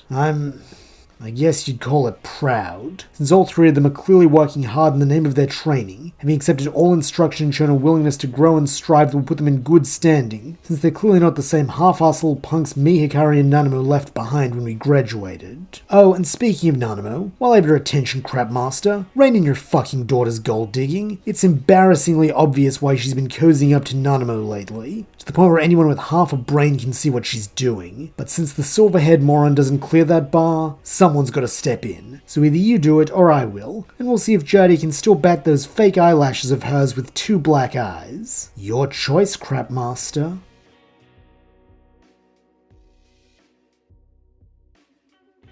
This is silly, Sheeny. Why am I doing this? Ugh. Hello, Master Carp, and anyone else who reads this. Sheeny says I've got to write this report for you, which is dumb, as it means somehow as a ninja I've still got homework. Ugh. But questioning Sheeny leads to extra training most of the time. Anyway, let me tell you about my team, and I'll try to leave my bias aside, since I've come to think all of these people are really cool. And I'll start where I believe you would want me to, with the person you'd be most interested in, Katsumi Garada. I want to start with the good, as there's quite a bit of it. She's clearly intelligent, having an understanding for ninjutsu beyond what I believe most people our age would. She also is further advanced than I believe myself and my other squad mates were when we had passed the exam and left for the first set of missions we did. Having already learnt the summoning jutsu, something only I have learnt on Squad 0, and having even managed to produce 2 C-rank jutsu at her current level. Granted, I believe she managed to produce these 2 C-rank jutsus because of her affinity to the water style. I believe she is likely the most adept water style user in the village. Granted, the only 2 I know of are myself and her, but she definitely beats me with her understanding of the water style jutsus, taking to learning both the water clone and the water dragon harpoon faster than even I could. Thanks to her rather large pool of chakra, her seeming love of learning water-based jutsu, along with her understanding of how to weaponize and mold water, I believe the ninjutsu specialist class was the best classification for her. However, in all of this, I can see where a weakness could develop. As it stands, all of her jutsu specialise in water release, apart from her chakra pulse and the summoning jutsu, and even then, the summoning only being from what I can imagine is a carp like yourself, I imagine she needs some water around to truly utilise her summoning jutsu. Anyway, I've gone off point. The girl needs to spend some time learning jutsu outside of her element, be it a non-elemental jutsu, taijutsu, bukijutsu, or even learning a new nature release, something I believe she could learn with ease. The problem with that comes from her next issue, her overall attitude. While she is smart and can learn things fast, she likes having things her own way, and has been shown to give some pushback when they don't go her way, even having complained about some of the different training methods I had provided, especially when the jutsu I was trying to teach her was not one she originally wanted to learn. The only time she listened without much argument was when I was teaching her directly. Maybe she doesn't like Marlin or Geronimo. Anyway, I believe this attitude of hers has also affected her performance in working with the other members of her team, this having been reflected in the mock battle I put my team through on their first day of training. Having been the member to perform the worst, I think her attitude could be the problem. This all being said, things change with time. I believe given time to blossom under the right tutorship, Katsumi could become a fine Kunoichi. Hell, I could even see her contending with Ava and Hikari for top spot in a year or 2, maybe 3. But overall, Mr. Carp, you should be very proud of your daughter. She's done really well. Next up is Manta Ashikira. Manta, if I've spelt your name wrong, I'm really sorry. I'm bad with names, man. Anyhow, Manta is the student I believe on this squad to have the highest potential. I'm really happy I chose to take him. In the 2 weeks we have been training, he has grown leaps and bounds. He has already begun to increase his physical abilities to the point where he's able to swing around his staff with more ferocity and more destructive power. And he's even begun to request to increase his weighted clothing, showing a great deal of determination to grow stronger. Alongside this, in 2 weeks I have spent training with him, he has learnt to develop a change in chakra nature with lightning release, and has already begun manifesting a jutsu to utilise his change in nature in future battles. But I believe his best trait is the fact he is willing and will work with his team. In the mock battle I had simulated for my team, Manta was the first one to go straight into assisting his allies by providing a buff to try and help Zippo overcome a much stronger opponent. To cut the other 2 members of his team some slack, this could be down to his chosen role of medical nin. He preached something about it being what God deems the most blessed ninja class. I don't know, but I do believe he belongs in his own assigned class. I would even go as far to say he would be my choice for lieutenant of this team, having shown the cooperative skills and intelligence to earn that position. Of course, like all beginning ninja, aside from myself, Manta does have weaknesses. I believe his view of the world might be a bit too small. He believes in good and bad. It's all too blurred. He sees evil as evil and good as good, with nothing existing in between, or the two not being able to exist together. A fact shown in how he speaks of Ava, someone who on the outside might seem evil, but has shown the capacity for good. Or at least I've seen her show the capacity for good. For Manta to become a star shinobi like I believe he could, I think he has to learn to look between the lines and spot that there is good in bad and bad in good. He has to trust his own instinct and not just trust the instinct of a god. I also believe he would have to work on his confidence. He is shown to be incredibly strong, able to overpower a much stronger opponent in an arm wrestle, but running away shortly after due to something about a demon. I mean, that's such an obvious lie. I think he was just too shy to accept the praise he was going to receive. Maybe I should speak to Hikari how to come out of your shell a bit more. Oh, and one final thing, a much more pressing matter. For a medical nin, from what I've seen, he doesn't have any medical release. I might have to speak to Ava about trying to teach him something. Of course that means I'll owe her a favour, but I'm sure she'll understand if it's for the mission. Things do change with time, and I think he could truly be an asset for the wave if he has a tutor who can nurture and care for his strengths and help him overcome these weaknesses. I can't wait until Manta gets stronger. I really want to spar with him on a level playing field. Hell, I think even Inari would be down for that. We could have like this 3-man training thing. It'd be really cool. I'm going off track again. Sorry. Third up, Master Carp is Zippo Natsuki. Zippo is likely the most determined member on this team. He wants to make sure the world never underestimates his power again, making sure to scream it at the top of his lungs whenever he feels someone is doing so. It's so cool! Zippo is determined to never be underestimated ever again, and this has led to him pushing himself the hardest, and has made him borderline fearless, running into danger without a second thought. Possessing a rather strong mastery over fire release, along with some creative use of his body, weapons, and jutsu, Zippo truly shouldn't be underestimated, and I pity the fool who does so, since I imagine they're going to get burned, and badly. Over the last 2 weeks training Zippo, at first I saw him struggling to regulate his chakra. Chakra control is probably something he needs to work on, as he couldn't really manifest a clone jutsu. However, after some one-on-one time and working with him, we managed to get him there. Part of me was starting to wonder if I could teach him a fiery version of the water clone, which honestly might still be something I do, because that sounds rad. Anyway, his training has led to him developing a jutsu he calls his power armor, a jutsu which coats his body in fire, increasing his endurance, which I do think was one of his biggest weakness, and as he claims, while wearing his power armor, no one can underestimate him. Speaking of weaknesses, I do think Zippo's biggest strength in his confidence could also be seen as his biggest weakness. I mean, being confident in oneself's like half the battle, so you know, it's a good thing, but running into battle when you're clearly outmatched, more often than not leads to death. Fuck, I hope Sheeny doesn't read this. Moving on, his overconfidence is only one of his issues. He lacks control in his chakra and himself. He acts quite rashly, and this has led to his team feeling the consequences firsthand. When Zippo and my team were in a simulated match, Zippo countered-attacked a jutsu with his own explosive one, the result being most of my team being unconscious. For Zippo to become stronger and to become a great shinobi, he'll have to learn not to act completely on impulse and to better regulate his chakra. Speaking of chakra, for someone with such an explosive fighting style and personality, Zippo doesn't have a large chakra pool to match, so he will need to dedicate time to either mastering his jutsu to become a more chakra efficient fighter, or to just increase his pool. Honestly, that's probably going to be the easier one with Zippo, but you know, that's good, because it's easily done. We can just go blow things up, and then when he's on empty, we'll recharge and it'll be bigger next time. Sorry, I've really grown to like Zippo. While Zippo is likely the weakest member of his team, not that I want to tell him that, I believe given time to let his power grow, he could become something truly great, and the world would never underestimate his power again. Something I know he will do, being a rival of mine. Strength grows with time. It's something Sheeny said, and I believe given time, this squad of ninja could become one of the wave's finest. I would like to make a request for some D-rank mission for my squad going into next week to help build up some camaraderie within the team and to show them how to work together makes tasks easier. Overall, the team is good, and with some proper training they could make a strong team.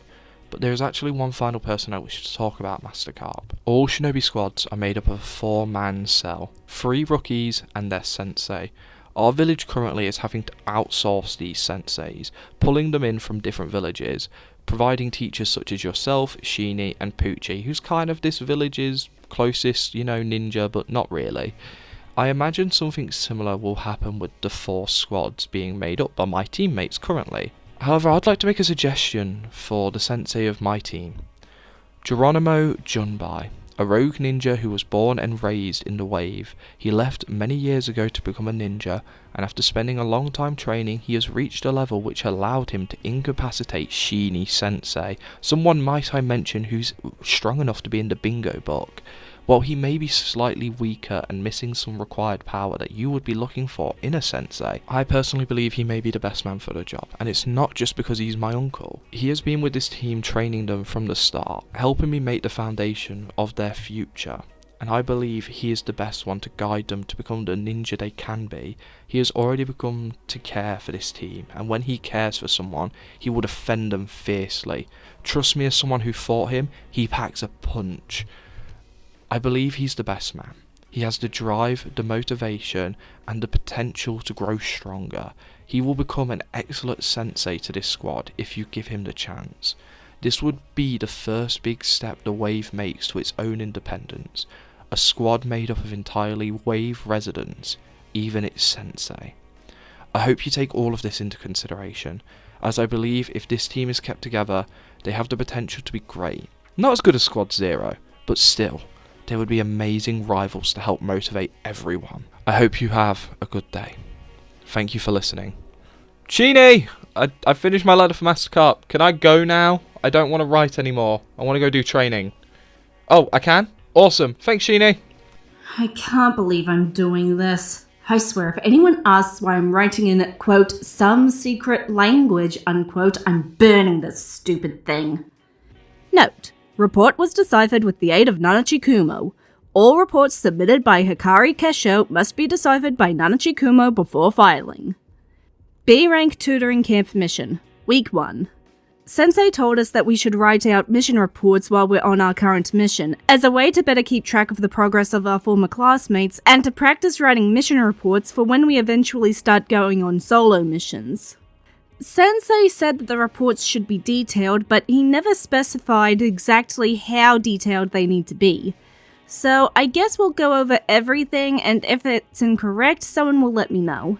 So first, I'll go over which members of my former class have been placed in my squad and why they were selected. My first picks were Bungaru and Hisoka Yomi. I made this decision based on a combination of technical knowledge and emotional recognition. For Bungaru, I realized that my own skills with poisons and senbone would help Bungaru with his own ninja style. And for Hisoka, I recognized the energy and mindset of a fellow worried older sibling.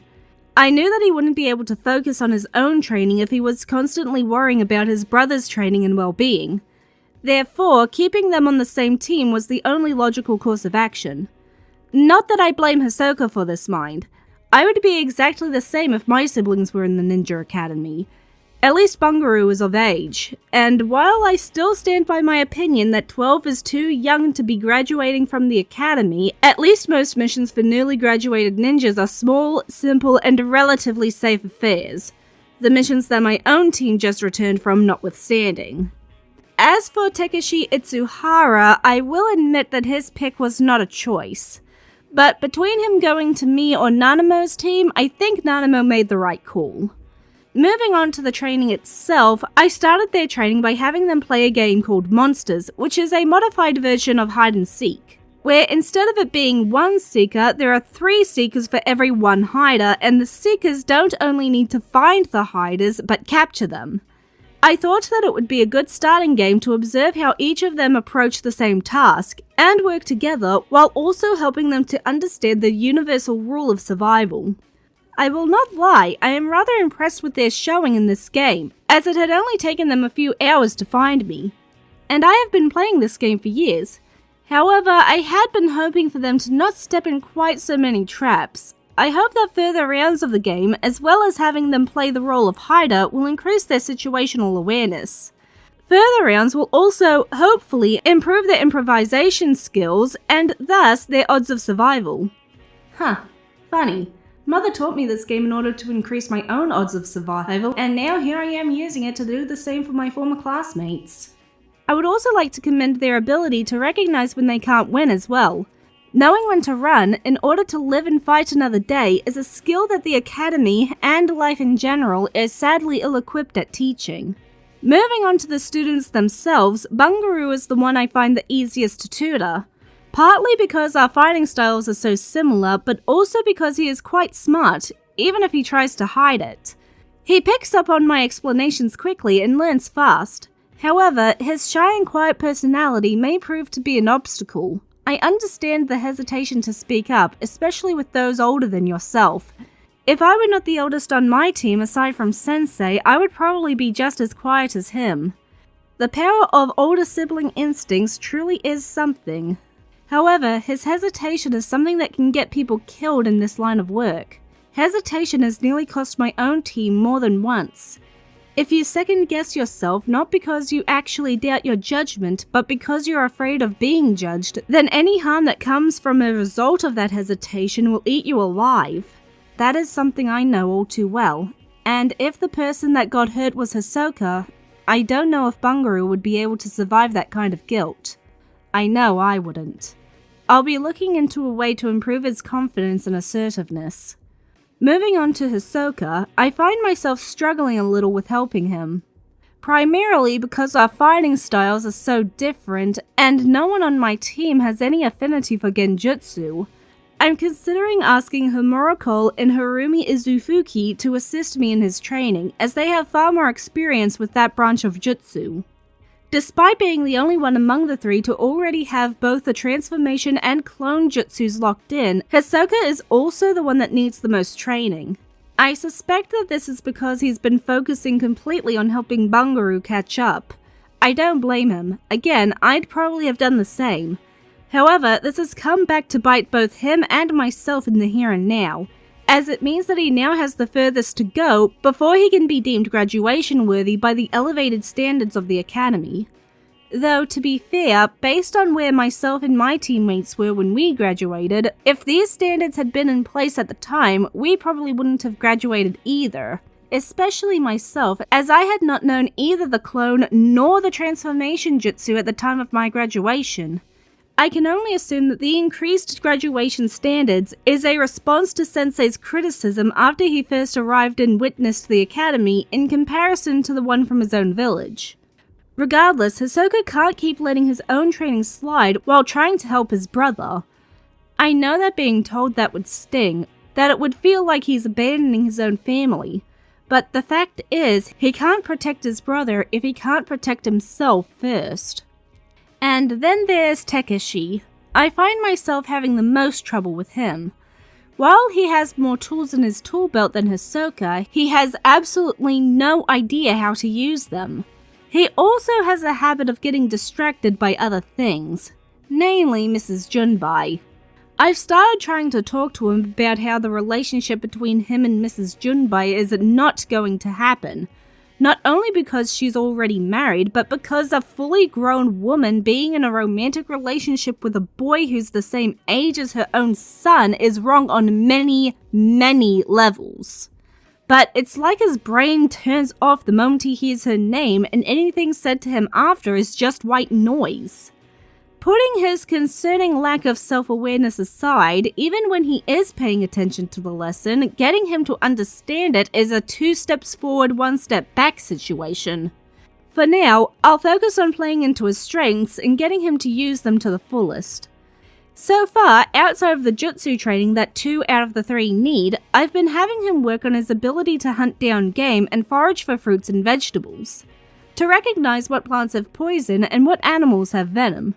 I have also been trying to get him to think beyond, is this edible, and to think, is this something that one of my teammates can make use of? So far, it's 50-50 as to whether or not he'll think about it. I don't think he's stupid. He wouldn't have been able to achieve a change in chakra nature if he were, but I do think that he doesn't think things through. I am very glad that this week is mostly working on the basics, and that Hisoka has been such an effective teaching aid. Hopefully next week will prove to be more fruitful. B-Rank Tutoring Camp Mission, Week 2. This past week has borne a significant amount of progress for everyone. With the task of ensuring everyone has the transformation and clone jutsus under their belt out of the way, I am now able to focus on the team's training on improving their arsenal and refining their ability to put them to use. Along with the tools that I had requested to be built before the mission start, I was able to get Homuriko and Harumi Izufuki to help with their training, which I am eternally grateful for. I was also able to stop by the Nin Mart before it left and pick up some chakra paper.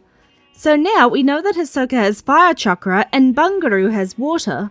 I also checked their yin and yang affinities, and after doing a little research, I am not surprised that Hisoka has yin, while Bungaroo has yang.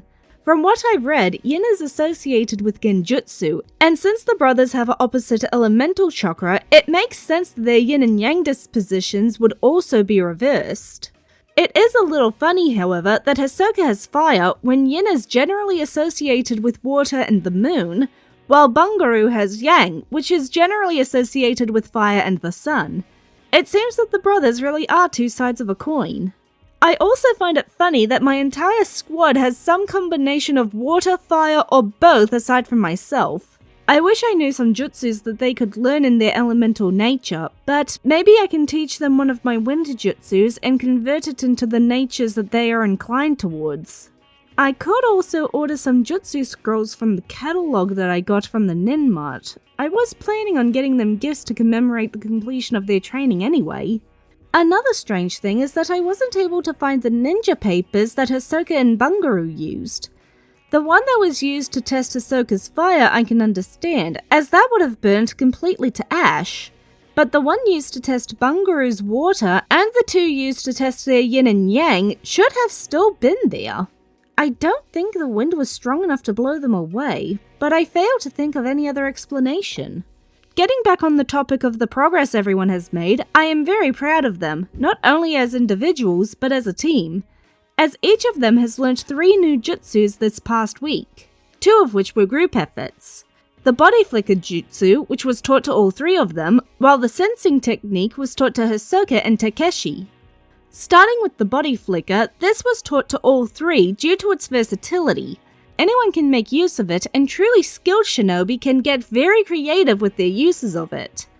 As Hisoka and Bungaroo have already proven themselves to be in the game of ninja paint tag that we had the other day, letting those 2 be on the same team may have been a mistake. I am still not convinced that Hisoka didn't somehow use genjutsu to change the lots everyone drew in order to make sure that it happened. Still, using the body flicker in order to implement hit and run tactics was clever. I wonder if Bungaroo will one day be able to pair it with his version of the toxic bar barrage. But I'm getting ahead of myself.